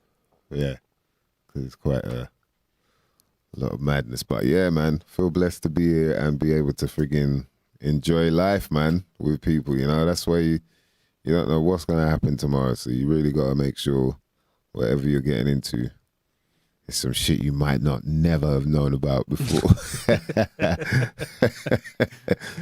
Do you know what I mean? On that note, man, here's some shit you might not never know nothing about, mother lovers. Let me get it up and make sure you lot know. Each and every time, man, we got to give a big shout out to Connoisseurs UK. If you want to get premium CBD, the place to go to is connoisseursuk.com. Listen, mother lovers, these guys supply you with the best CBD products available, in my opinion, especially in the UK, but I would say in the world too, mother lovers, in the world. Whether it's flat or it's round, I don't know about all that, but I do know this. You know what I mean? So let me give you a little, little info on the products they provide. So basically, what is CBD? Some people may ask. CBD is short for cannabis oil. Cannabis oil. Yeah, I'm saying that right now. Cannabidol. Yeah, this is a non-psychoactive cannabinoid found in the cannabis plant. Why would you use CBD? Well, it's one of over 100 active cannabinoids in cannabis, and it has been used historically for its many health benefits without the high associated with THC. So basically, there was a time where everyone was growing. They'd have a little patch of weed growing. And this was not for everyone to get high off of. This was for them to eat, because apparently very nutritious. And especially with the CBD content, which was a lot higher, you know, being that the soil was probably a bit more pure as well. So when it comes to Connoisseurs UK, what they're saying is, like, using CBD as a natural daily food supplement is a great way to support your body's endocannabinoid system, so your ECS. Every mammal on Earth has an ECS, so unless you are an alien or a reptilian or something other than a babble, it might be a good idea, man. If another thing you might not never know nothing about, there is CBD, there are cannabinoids in breast milk, ladies and gentlemen. That's why you might see your baby looking high after it comes off the boobie. That's why they come off like, yeah, because they're feeling good. Not because it's a psychoactive thing, but unless your mum drinks, you know what I mean? Unless the mother's drinking it, she's blazing. Yeah, but more of the fact that CBD's got them feeling righteous. It's got them feeling good. And what does that say, man? Do you know what I mean? Logic will tell you, if the first thing the baby's looking for is the milk, it's to climb up to that teat, that beautiful round hump of milk, fats, cannabinoids, whatever else, the alcohol, if she's a joke. Yeah, if the baby's reaching for that, that means something. That's intrinsic. Baby knows that that's what it needs. You know what I mean? And if there's CBD in there, what does that mean? I mean, it's something we need. So you got to hit up cannacersuk.com, and guess what? Off any product, and I'm talking about any product, whether it comes to the chocolate bars, you know what I mean, Belgian chocolate, or the sprays, whether you want indica or sativa, whether you want CBD balm, all these things can help. Whether you got anxiety, you have aches and pains, you know, swellings. It can help you with so many different things, man. Chocolate stirrers. Now, when it comes to chocolate stirrers, just make sure you're cotching. Make sure the feet are up. You know what I mean? Just don't, yeah, that's what I'm saying, because you just want to relax after that. You just want to chill. Yeah, you can hit them up. Make sure, of course, that when you do, you make that order. When you get to the end, you type in SYMNNKNA. I'll say that again. SYMNNKNA 20. And you can get yourself off 20%. Mother lovers. 20% off. Cannaceres is just SYMNNKNA. I don't think it's got. Oh no, it's not the 20 on this. My bad. Yeah. Yeah. After all that. Give it a go. It might be an Easter egg code. Yeah. You never know, man. Yeah. Try 30. Never know. Ooh. Push it. See if you can. Yeah, sorry, man. Yeah. That's right. So it's SYMNNKNA. 20% off. Bitches and bitchettes. No discrimination. Yeah, man. I'll tell you what. If things don't change, man, I don't know where things are going to go, bruv. You know? It's just like John Z was saying, until we realize that we are all in the same boat together, we probably won't get no freedom. Do you know what I mean? Yeah. So I think it's quite tricky, you know what I mean? Shout out to all the awakened ones over there, out there. You know what I mean? Like, people are slowly kind of getting a better understanding of what kind of deception is going on out here. But obviously you're still surrounded by a lot more people that aren't, you know, and still glued to the TV and whatnot. Still reading the papers, like believing everything they're seeing. Yeah. So, you know, it is a bit weird. I think, you know, everyone's a bit happier now that we're not so much locked down and whatnot. But at the same time, the energy's it's not fully where it needs to be yet, innit? You know, I kind of felt it being out and about, doing these gigs and whatnot. It's been really good. Like, it's been good energy, but it's still not where it was. You can still feel there's kind of hesitancy from people. And what I'm getting to understand is because people, regardless of whether they don't believe whatever's going on or they're just like, oh, I'm just carrying on with my life, they probably still don't understand what it is that they, you know, that they're not really following anyway. Yeah. Yeah, I think that's true. People have got to, not people, but an increasing number of people are getting to the point where they know that there's something not right about it. But they still have they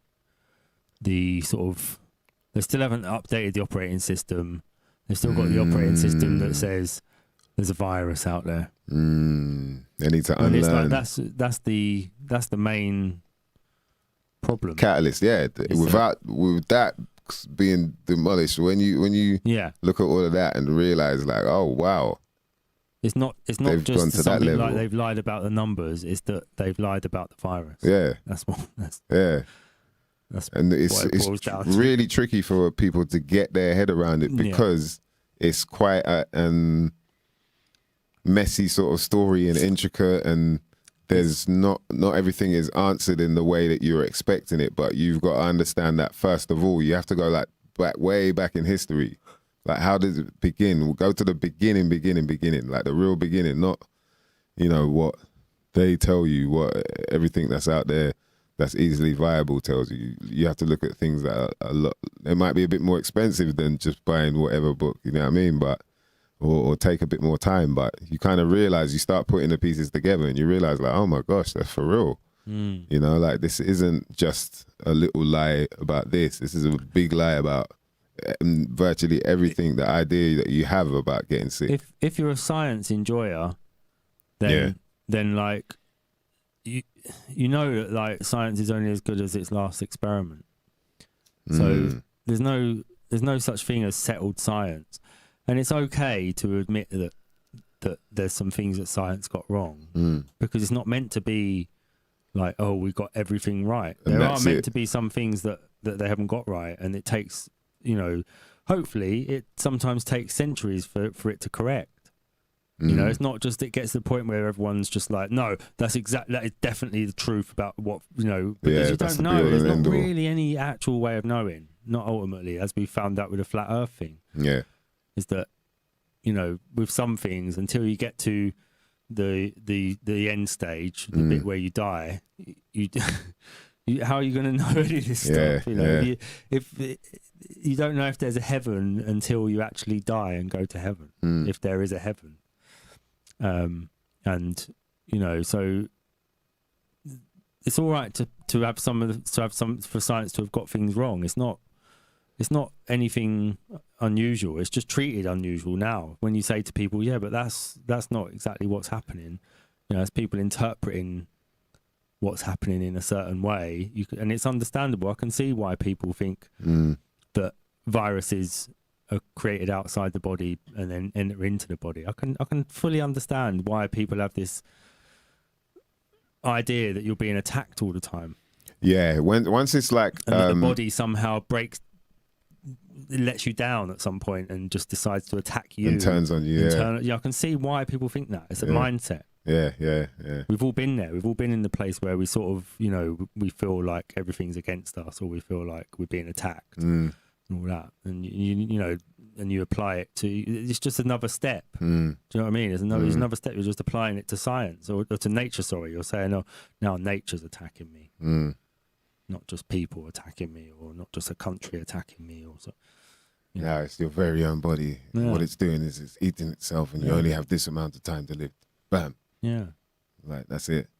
No, there's nothing we can do. Bye. And it's just, and you can see how it is interpreted that way. And I can even see all of the stuff that they call evidence as to how that's happening. But there's just a few questions still that you should really be asking. Yeah, like, how do you know?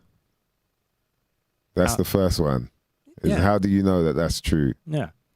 And how do you, so you're saying like, this person is saying that so and so and so, but how do you know that they know that that's true? Like, where's the proof that no one can deny? Yeah. Where's the unequivocal proof? Yeah. Like, show me. How is that settled? Because we don't do that. Yeah. Then it becomes just a thing that everyone keeps saying, and they say it enough times that it becomes the truth, the fact. Even though we don't know, we don't understand that that's a theory. People will get angry with you. I've had someone, they got angry with me. I don't think you understand what theory means within science. I was like, doesn't mean the same thing that it means anyway. It's still a theory. Like, what are you saying? Like, give me your definition. Well, you know, because what does it mean? Something different? No, it means the same thing. Yeah, it's scary, it's man. One word. It's scary the emotional attachment people have to their sort of beliefs possibly being all wrong. Like, your whole life matter. Everyone's been there. I can understand. You know, it's not like I've got anything against anybody who's got mainstream beliefs, who enjoys mainstream believing. So, Lawrence Limburger, would you drink pond water that was full of all sorts? Yeah, but that's because right. So pond water is going to be full of organisms, so they're life forms.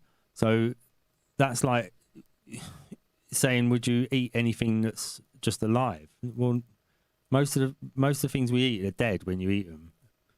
You know, you don't eat alive things, but they're organisms, and some organisms, microorganisms, are dangerous. So it's not that they're a virus; it's that it is a dangerous microorganism, and it can kill you if it gets in your. You know, you can get parasites. Parasites can kill you.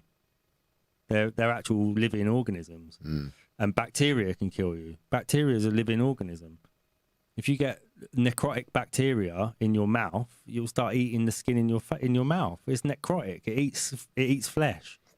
So it's there for when you die, the necrotic bacteria gets more and more on your body and starts consuming the body and helping break it down. But they're living organisms. You know what I mean? They're bacterial. Yeah, it's the same like when trees, leaves and all that drop. Yeah. And bacteria and little grubs and worms and that's what bacteria is meant to do. Goes into the soil. Yeah. And then grows into something else. And if you look at like when they talk about weaponizing viruses, there's no evidence that a virus has ever been weaponized, but there is evidence that life forms have been weaponized. Anthrax. They always talk about anthrax in biological weapons, but anthrax is a spore. So it's a life form. So of course you can grow life forms. It's easy to grow a life form. You know, spores of anthrax. But there's no evidence that they've grown viruses in labs. This gain of function stuff. None of that's been. There's no real evidence for it. It's just been said, isn't it? The only thing they talk about, and this happened in the Russia thing recently, is that in all the labs in Ukraine that they said they was making biological weapons in were all. They were all bacteria or spores that they claimed they were growing. All right. Yeah, they didn't once mention a virus. They didn't say gain of function. And Ukraine have been making viruses in labs. Russia said Ukraine have been making biological weapons in labs. Yeah. And when they listed it off, it was anthrax, cholera maybe, or something like that. Some other, all the things they listed off are all bacterial. So they're just living. You could cultivate anthrax at home. You just got to find the anthrax spores and cultivate them. You know, or you could cultivate some dangerous bacteria at home. It's just a bacteria. All you're doing is growing a bacteria. It's not hard to grow. It's not hard to grow a mold that could kill you. You know. What's that? Porting down. He's on about porting down. Is that anthrax he's talking about? Spraying anthrax. Oh. There's evidence now that they've weaponized the virus. There's not even evidence of viruses outside of living cells. There's no evidence of viruses existing outside of living cells. That no one's isolated a virus outside of a living cell, or outside of a, you know. You don't find you couldn't just wipe a surface and go, oh look, a virus. No one's ever found a free floating virus anywhere. They find viruses in things and on living things, but there's no proof that those viruses have come from anywhere other than that living thing. Do you know what I mean? No, there's no proof they've been generated anywhere else other than within that organism. The Guardian is probably not the place to be looking at for anything, because, you know, the idea behind it all is just to keep your mind in that matrix, in believing that, you know, the whole sort of idea of you catching things off people is true. So whether it be through films, through news, so you can say outbreaks, this, that, and the third, but what you got to understand is there's more than one way that one can become sick. Yeah. And we know that through, you know, well, bam, just don't drink water for a while. You're going to get a headache. You get constipated. They're forms of being sick, no? You know what I mean? There's so many different ways. Yeah, that can happen though at the same time. You can, whether you drink too much alcohol, bam, you got a headache, that's hangover, whatever we call that hangover. It's the same thing, you're dehydrated, and you've given yourself a bunch of alcohol, so there's chemical flowing around in your body that's going to make it have to work harder. You know, you can talk about like going out in the freezing cold, bareback, no top on. After 10 minutes, what happens? You catch a cold. Who did you catch it from? You're on your own. You know what I mean? Exactly. That's how you can get sick like that. Go out for a weekend of drinking. Yeah. Train too hard. Work out. When I did the PT course, that was one of the reasons. It was like, what happens when you train too hard? Yeah. Give up smoking and go jogging. Yeah. All right, three people sitting around. If we're or us two here sitting, eating like really spicy food, we start sweating. But we're not talking about, we must call that from each other. Do you know what I mean? All these different things can happen. Bruv, like honestly, if you start like step out of that matrix and just look at the stuff that you can't be bothered to look at, read the stuff you can't be bothered to read, and then the picture will start to come together, especially when you look within yourself, like look at your own experiences. Which remember, they always try and move us away from when they tell you, that's just analytical, that's anecdotal, sorry. That's an anecdotal story. That's not scientifically, bruv, but that really happened. I was there, I went through it. So now think about all them times. Think about all the times you were around somebody and you got sick. Yeah. Then think about all the times you were around somebody, you're around somebody that was sick and you got sick, and then think about all the times you were around somebody that was sick, but you didn't get sick. And try and weigh up which happened more, yeah? And you start to realize, oh, shit. And it's one of them ones, man. It's that, red pill, blue pill moment of whether you really want to find out. And I think once that you get that out of the way, though, once you understand that, bruv, the freedom you have is next level, because you realize like, oh my God, it's just a whole bunch of shit that they put out there for you to keep looking at this and reading this and but now they said and the lab but China the bat like what happened to the bat? Do you know what I mean? What happened to all of that? What happened to the wet market? Yeah, what happened to the wet market, man? What happened to the Chinese videos with it? But, what happened to that? Anyone see that? Anyone? Think, man. Start thinking, man. If you've never heard of a Herxheimer reaction as well, if you've never done detox stuff or anything where you do a Herxheimer reaction, if you go and look at what the description of Herxheimer reaction, flu-like symptoms from detoxing too fast. That's what it's flu-like symptoms. That's what it's described as. I've had it. Detoxing. If you've ever detoxed too fast, you've had flu-like symptoms. It's not flu. That's what it literally is. It's not the flu. It's called detoxing. Your body has to renew. When they talk about every 7 years, you are a new you. Like your whole body's regenerated. Yeah. Where do you think your body goes? Like where do you think? Would you think it just like you're not a snake. Morphs into? Yeah, that shit's it comes out, and it comes out in various different ways. All the ways we secrete, from sweating, shitting, puking, crying, yawning, you know what I mean? All these different ways. Wax, where do you think all this comes from? These are all different ways that we start shedding. Yeah. And sometimes, the bacteria in your body, it just feels like, yo, this is enough. We need to get all this shit that we've been shitting out of this shit. You know what I mean? Yeah. And that's when it comes. Bam. Now you just got to aid that. Drink loads of water. The reason why you ain't got no appetite is because your body don't want you to eat. Yeah.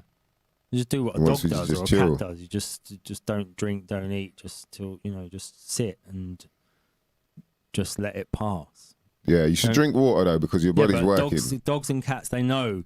But we're not dogs or cats. No, but they know. They know when they're like, if I don't feel like drinking something, I'm just not going to do it, because it will make they'll throw up if they start.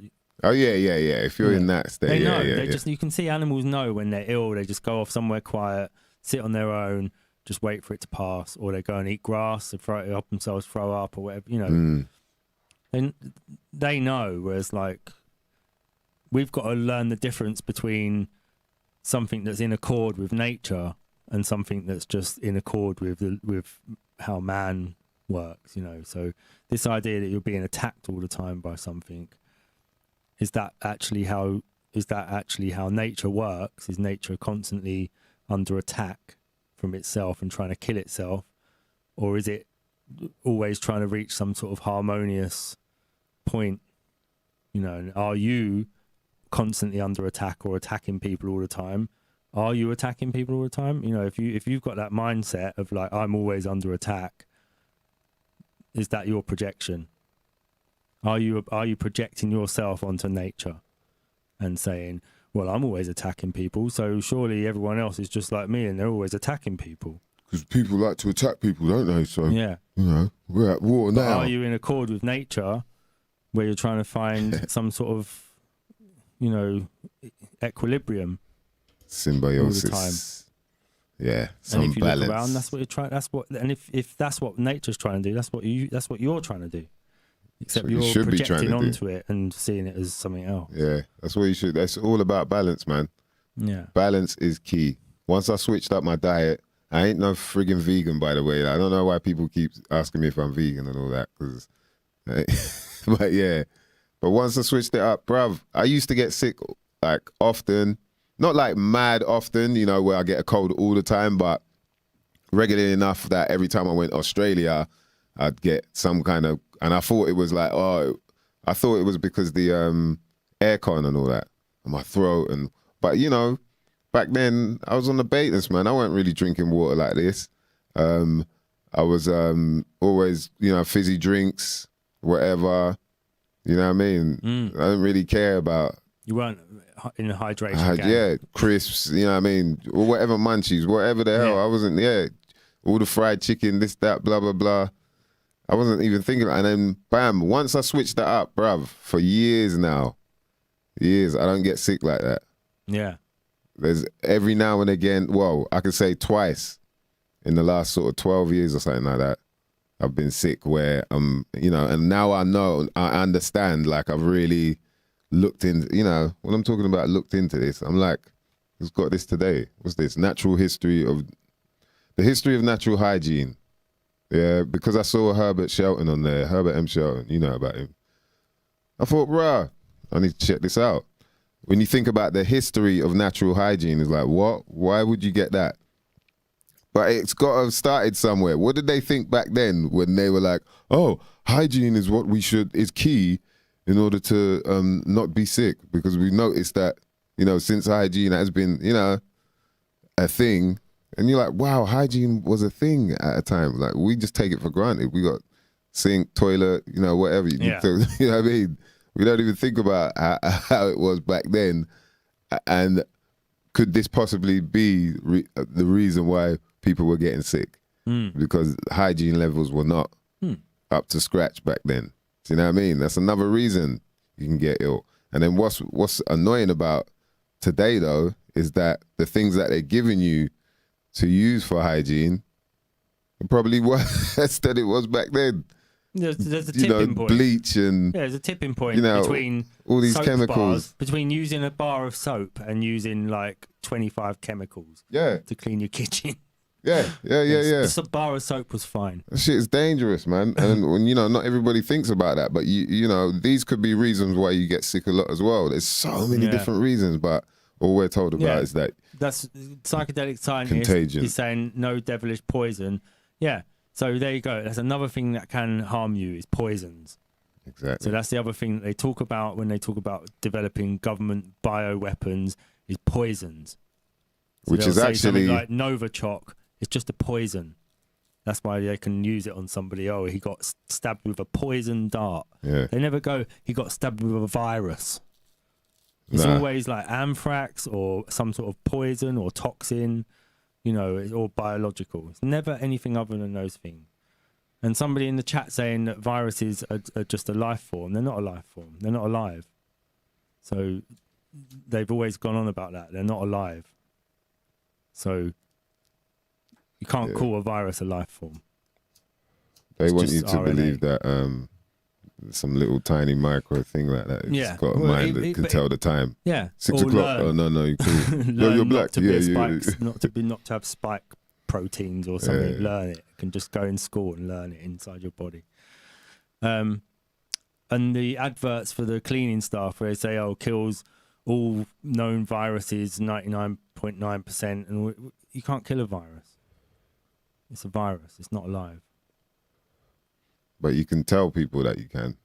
Oh yeah, because everybody thinks, yeah, but that should be the giveaway sign that people are just projecting onto all of this stuff. So why don't they just spray Dettol like everywhere then and get rid of it all then? Like, like no one, you know, it says that, yeah, it kills off it. So how come it's still here then? Why don't you just spray Dettol everywhere then? Like, yeah, don't ask that. Yeah. Don't worry about why all the supermarkets have been open all this time. You be shopping there all this time. There ain't been no, we had to lock off, boy, because the whole place was like, right, bear man got, like, you know what I mean? The butcher's got it first of all, like, that's why we reckon there might be like bat meat there now, by the way. But yeah, then spread over to the BWSO. You know what I mean? And Like then the Rona suddenly just, jumped none of that. from one species to None another of that, somehow. but don't ask about that, yeah? Just carry on watching madness, bro. Talking of your hygiene, the book on hygiene is like the thing that you're trying to remove by using soap is really bacterial or poisons, toxic things. You know, so you wash your hands after going to the toilet because you can have necrotic bacteria on your skin. You know, which is it's bacteria that eats things. So it necrotizes skin. So that's what in your gut is lots of bacteria. You're not washing your hands for viruses. You're washing your hands to get rid of bacteria, and it's bacteria that causes sickness. If people eat, if I ate your bacteria that had come out of your arse, it would probably make me sick. Do you see what I mean? Yeah, that's why you probably, wash your man, hands. Yeah, but that's why. But so when people are saying, "Would you eat pond water? Would you drink pond water?" You don't know what's in the pond.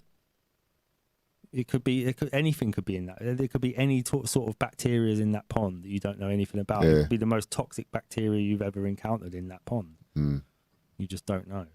Yeah, I mean, yeah. But it's not because of the dirt in. Drinking pond water. It's not because of the dirt in the pond water. Them challenges there. Yeah. Do the pond water challenge. Yeah. He's on the pond water challenge, man. Well, yeah, I think possibly, you know, you probably puke up or shit it out, man, and be sick for a while and then done. Yeah. But would you put that into a syringe? Would you inject pond water into your? Would you inject friggin' McDonald's into your blood? Would you? Yeah, man. It's a funny world, man. But yeah, you know, I think people definitely, you know, try and get yourself into some. This is a really good one. What would you recommend for? So some reading, man. Dawn and David, you would say. Yeah. I Dawn think Lester, they're good. I David think they're Parker. very good. What really makes you ill? It's a thick ass book, man. But trust, this is worth it, man. You can open it on one page, read that page, blow your mind, close it. Yeah, it's really good because you keep going back to it as well. Yeah. You keep going like, and there's so many, the things that you have questions for as well whilst you're going through this journey.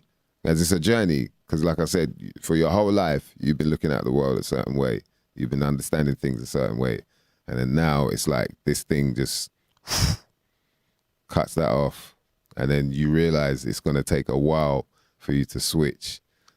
You know, I'm quite fanatical when it's something I'm into. And obviously with my history, medical history and whatnot, I think that's why I was more taken to it than a lot of people, you know, that I rub shoulders with. And, but, you know, like I said, man, the liberation that I feel off the fact, like, bruv, I wouldn't be traveling like this and all that if I really believe, you know? Yeah. Well, I would be putting so many people at risk and all that. Like, what am I doing? But once you realize, you're like, oh my gosh. And it's like you're just walking through this computer game or something. You know what the cheat code is. And as messed up as it is, because it's such a, you know what I mean? Head fuck. Like, you're like, yo, you feel liberated, man. You feel a lot more freedom. There's no fear. You're not worried about. And the best thing I can do now, what I think is like at least try and get people to understand, like how deep it is, as opposed to like I kind of stepped back because I was like, all right, I can see not many people can really handle it when you start talking about things in a way that they don't understand. And like you're saying, once you get why they don't understand, it's like that you haven't looked at it. That's why you just maybe skimmed the surface. It's just a challenge for us. And if anything, we're the ones who gave up.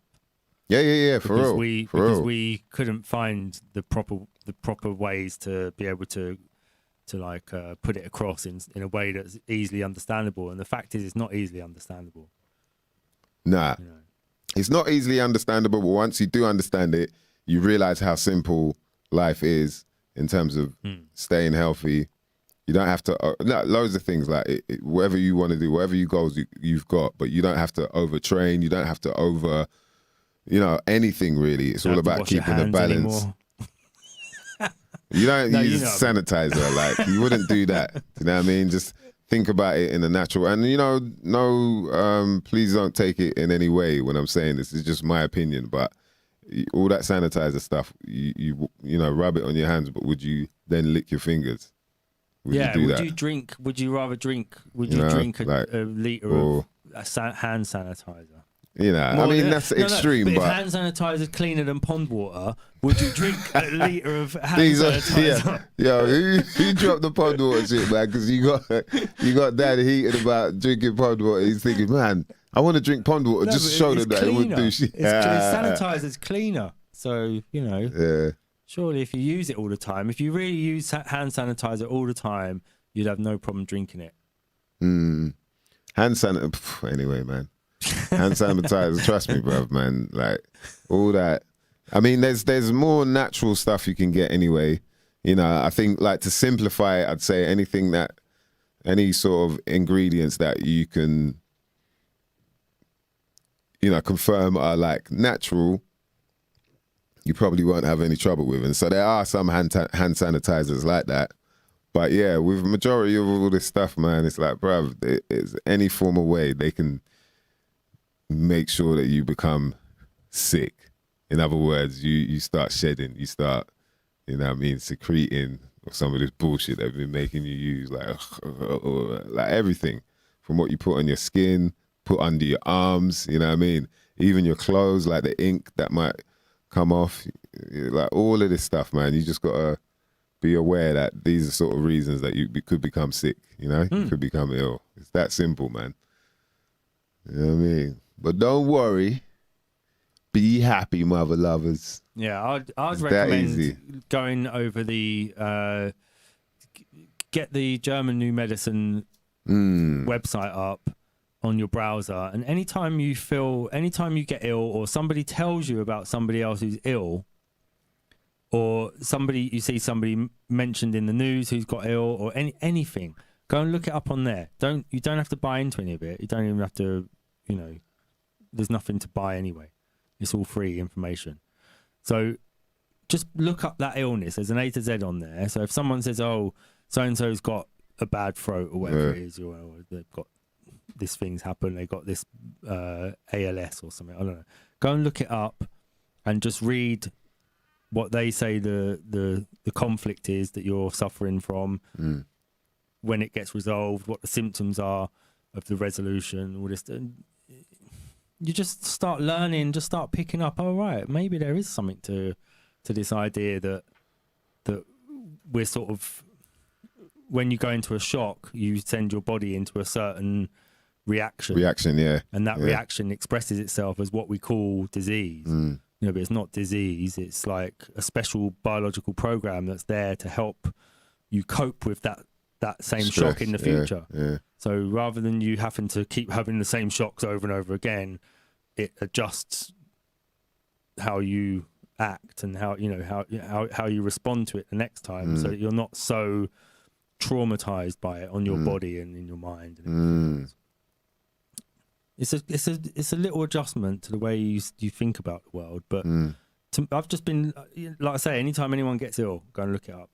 Don't even tell them about it. Sometimes I do. I say, oh, maybe have you thought about this? Or the amount of times that that it's actually sort of close to it as well, you know, because everyone's different. Everyone has their own responses to things. Some people aren't bothered about, you know, splitting up with a boyfriend or girlfriend or losing a job or moving house, but some people are really stressed out by that sort of stuff, and it manifests as an illness. You know, they move house and then suddenly you start getting a certain, you know, skin condition or something comes up, or you are away from your girlfriend for a week and you start developing, you know, eczema or something on your elbows, and you know, and you're not sure why it's happening. Just go and look on that website. There's every type of illness is on there. Every part of the body's covered. Explanations of why it's happening. And it is really, really helpful for me. That's just for me. You know. Yeah, it's deep, man. It's deep, man. There's so much out there that is hidden. Basically, the way that this shit works is, as long as you don't know, you won't ask, and you'll never know. You'll never find out. You know what I mean? And so, and off the back of that, what's the best way for me to hide the shit is just to tell you a bunch of other shit that answers it. That has nothing to do. That has nothing to do with it. You know what I mean?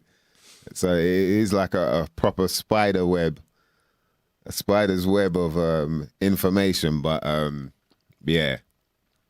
And if you need it, man, hit us up. You know what I mean? If anyone wants to find out anything.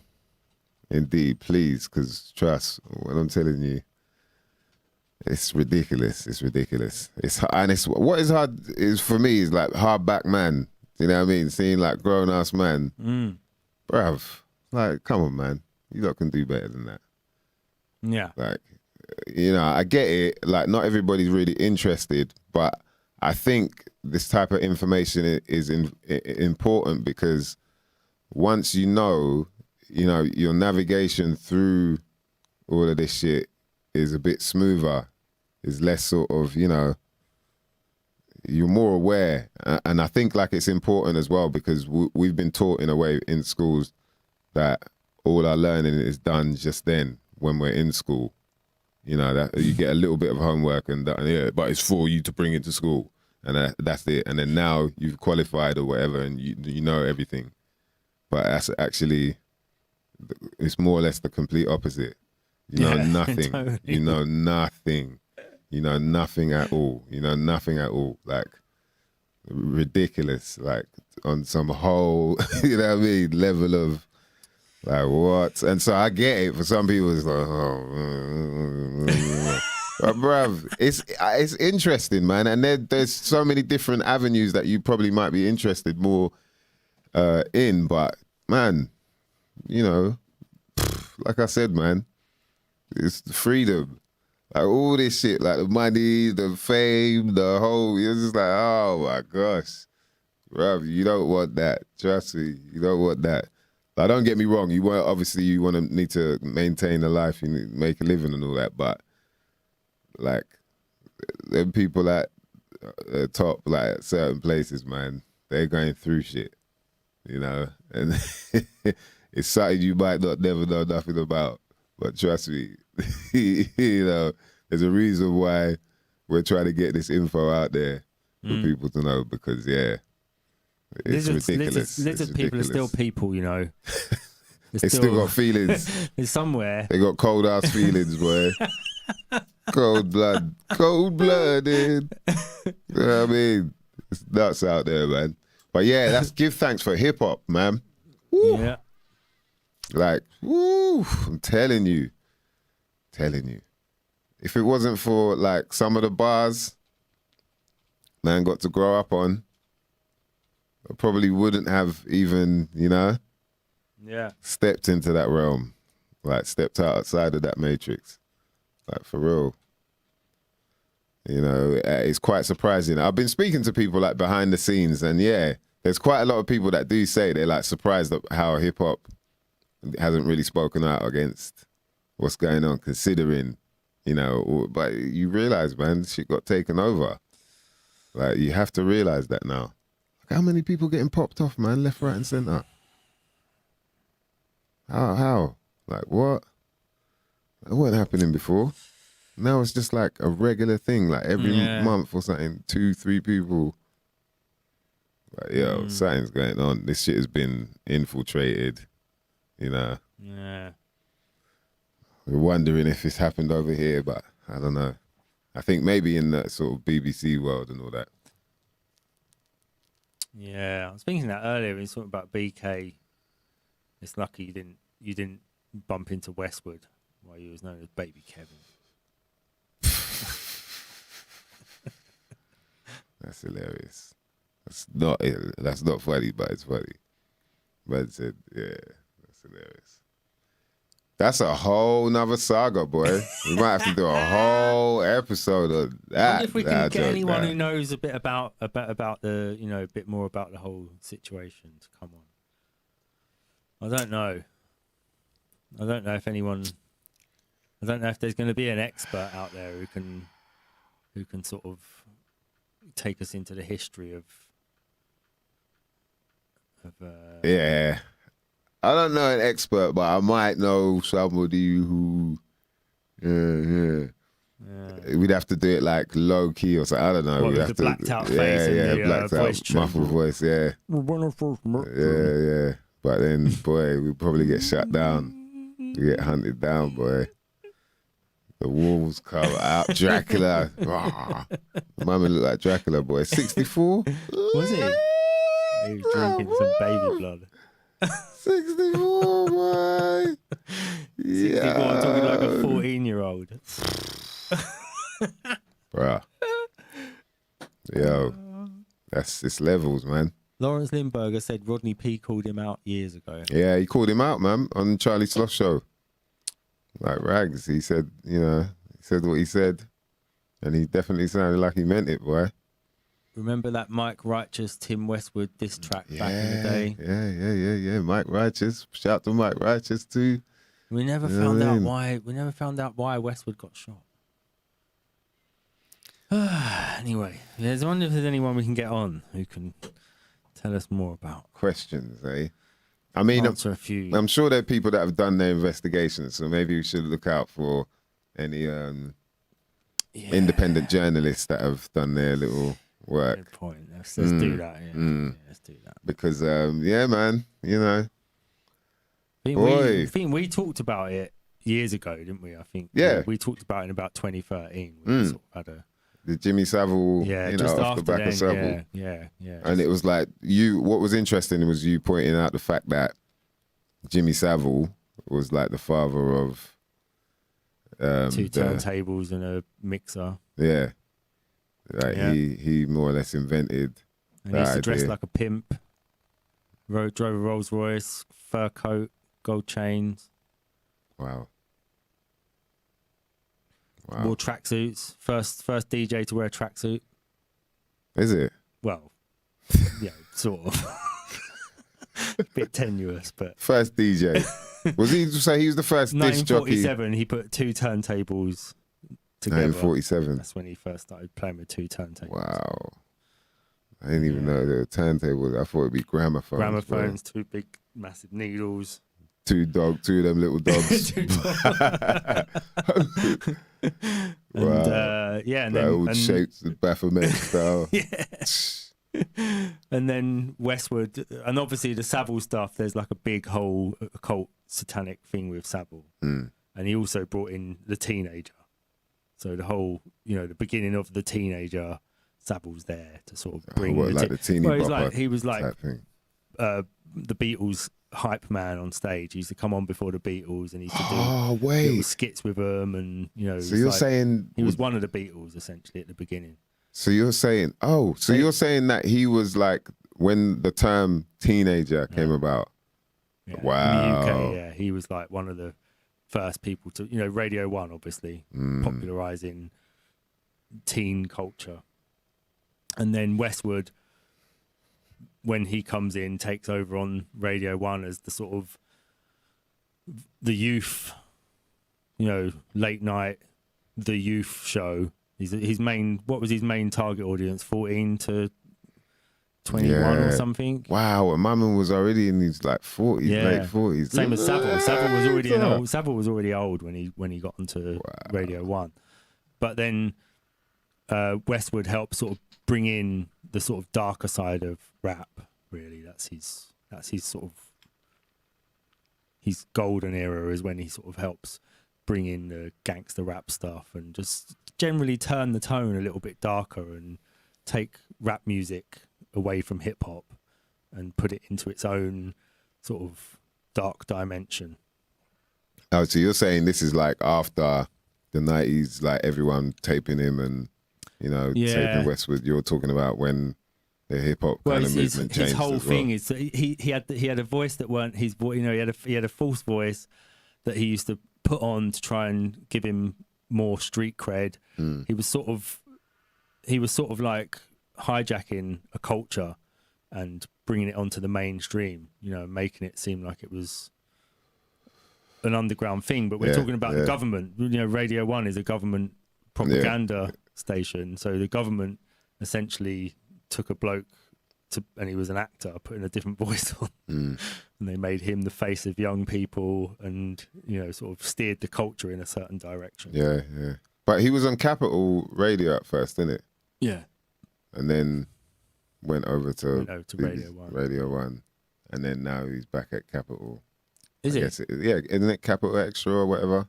Oh, I didn't know. Yeah. He more or less Gold. He should just be playing old school hip hop on Capital Gold. Capital Gold. He's in it. He's on he's on Capital Extra now. So, and then there was something that went out about that the staff, I guess at Capital Extra, were told to stay quiet about the news or whatever. Because obviously they're owned by the government as well. Don't think, you know what I mean? Don't think for a minute, bruv. This whole is the government's, man. It's the Queen, man. King Chico says, Amy True's With Love. That's a track called With Love. People need to be sharing that around. Definitely right about that, man. Shout out to Amy True. Shout out to King Chico for letting us know. You know what I mean? That's what I'm talking about right there, man. We bring this community together.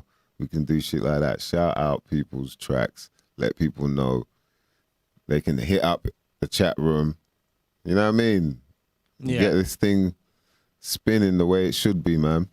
Danny Bones had a video up in, I think it's his channel. He says, Danny Bones. Shout out to Danny Bones. Danny Biddy Bones. Yeah, man. That's what I'm talking about right there, man. Let's bring this shit together, man. Midweek. Mercury's Day. Wednesday. That's when we communicate. If King Chico, if you see Danny Bones, if you see his videos or anything, just send us a link over somehow, Instagram or Twitter or something. And if he's got stuff on, yeah, man. Timmy Wiz, boy. My man just, boy. You know, and this is the sad thing about all of it is like, you grow up on that shit, man. Listening to my man on the radio, yeah. Obviously at first, in the 90s, it was like, yo, you know.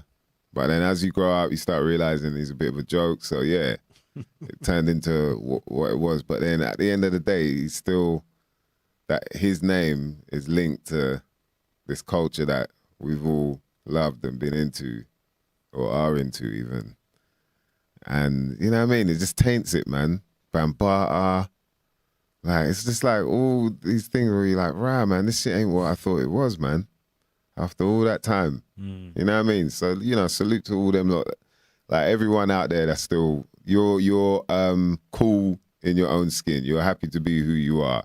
You know what I mean? You don't have to prove nothing, you know, and you keep it like what we always thought keep it real was. You keep it real. Not all this shit, man. People, shout out to DJ Lock in the building. What's going on? Oh, so he's been taken off Capital Extra, right? You know, these people just taint it. They taint the culture, man. It's like, brother, I'm not about that. And it's annoying because, yeah, you hear the stories, you hear the rumors. You don't know 100% if it's true or not. But then, like, the people who decide to tell you are the ones who've been looking after him for so long. So like what? And they might does only that be mean? telling you because like they've lost their job Bruv. or something. and Bruv. They're just trying to get back on him. But It's like, all them yeah. years they've known him, they didn't say anything. You know what I mean? Yeah.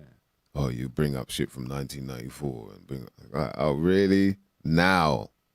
But don't ask about that though. Don't ask. That would be silly. That would be silly of you. You know what I mean? These people are mad, bruv. Shout out to Amy True's Doggo Murphy. Yeah. Big up your more.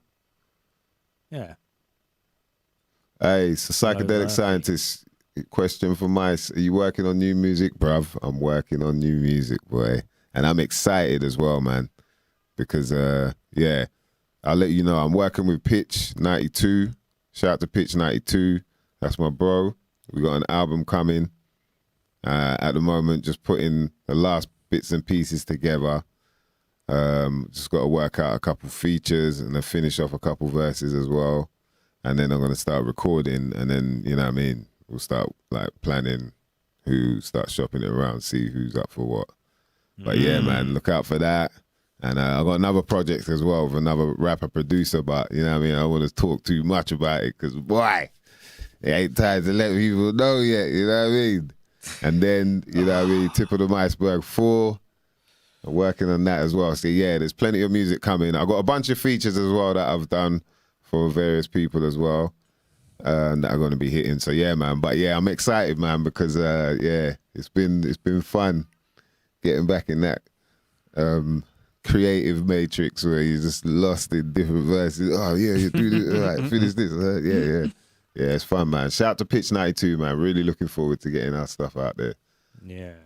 Yeah, man. And shout out to all the supporters, man. Obviously, at the moment, you got the Smokey Joe and the Kid album out there. That's the band that I'm in from Bordeaux, France. War is Over, it's called. And I feature on a couple tracks. One is called Culture Clash, that I do with a guy called Yoshi, the original, from out of Paris, Badman MC. And then a track I did solo with Smokey Joe and the Kid called Over the Limit. Yeah, and we were just on the instrumental of that track, funnily enough, is on it's on this French TV series called Drôle or something like that. Drôle. Did they do an advert or something as well? They didn't get the advert. What's that? Was they going to do a car advert or something? Oh yeah, we did a Renault car advert like online. Yeah, it came out online. It's for the Renault, one of their The new Renault. electric cars. Yeah. So yeah, and All right. so that was a track we did like a few years ago, actually, like 2017 or something like that. Yeah, man. You know what I mean? Out there putting out this work, man. Putting out this work, man. Thanks, King Chico, for Danny Bones' channel. I'm going to look that up now. Oh, nice. Yeah, man. But yeah, very, very, very, very weird. Very weird times, man, with that going on. Where you're just like, boy, who else? Who else is going to pop up? You know what I mean? Who else is going to be in the scope? So what, he's got videos on Timothy? The hermeneutics of Satan suspicion. So you're suspicious of everybody. Now a few people have come out as satanic, weird pedo people. We're now suspicious of everybody in the entertainment industry. I mean, it is a form of magic, man. Believe it or not, ladies and gentlemen. There was a time when this was called magic, entertainment, where just planting seeds in your mind was all people needed to do to say they've casted a spell on you. You know what I mean?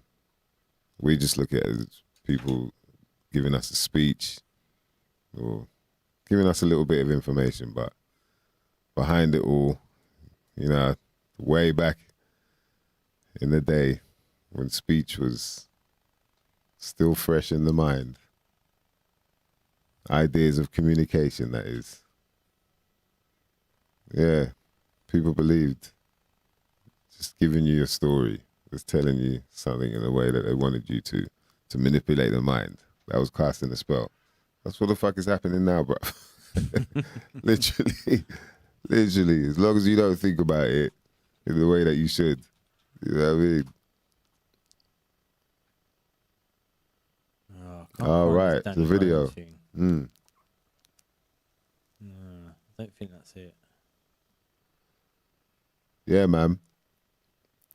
So big up all the people that keep learning. Don't stop, man. Don't stop.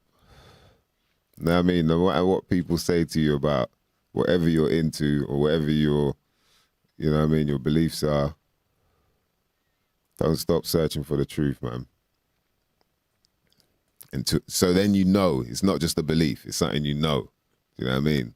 Which is what I'm definitely more into. Yeah. I want to know. I just don't want to believe, mother lovers. Hey, man. It might be about that time, though, mother lovers. Shout out to Regantology. You know what I'm saying? Know what I'm saying?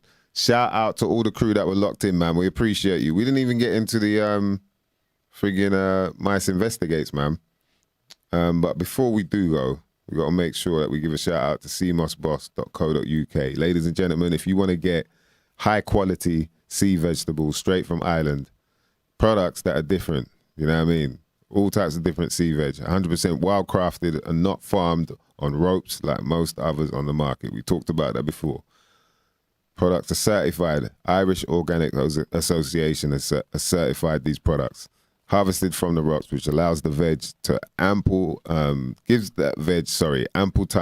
to sit in pools of cold seawater, which are replenished by the tides, giving it time to absorb the essential minerals that they provide. And when I'm telling you, mother lovers, there's a whole bunch of minerals and vitamins that these provide. Things like wakame, Irish sea moss gel.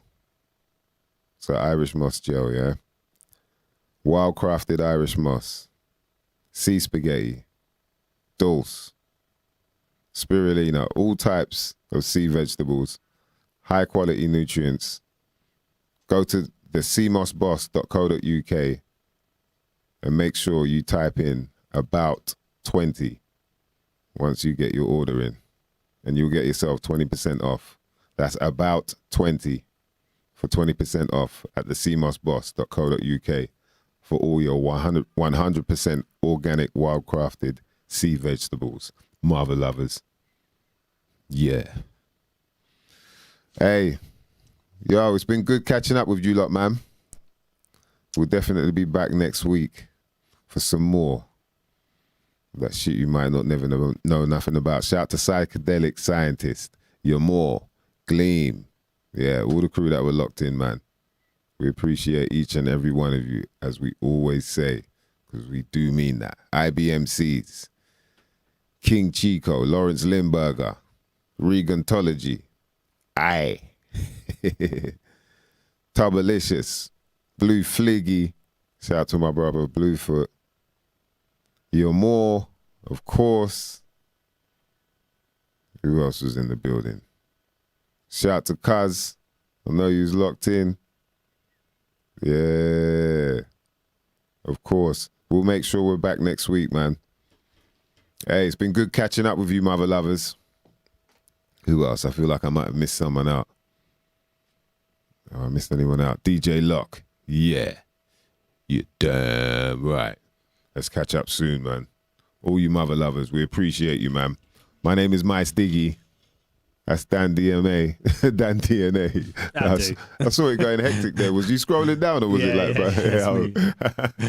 I was like, huh? How comes all of a sudden? Yo, let me do that again, man. My name is Mysdiggi. That's Dan DNA. And you know what we're about. This is some shit you might not never know nothing about. And we're out. Mother lovers.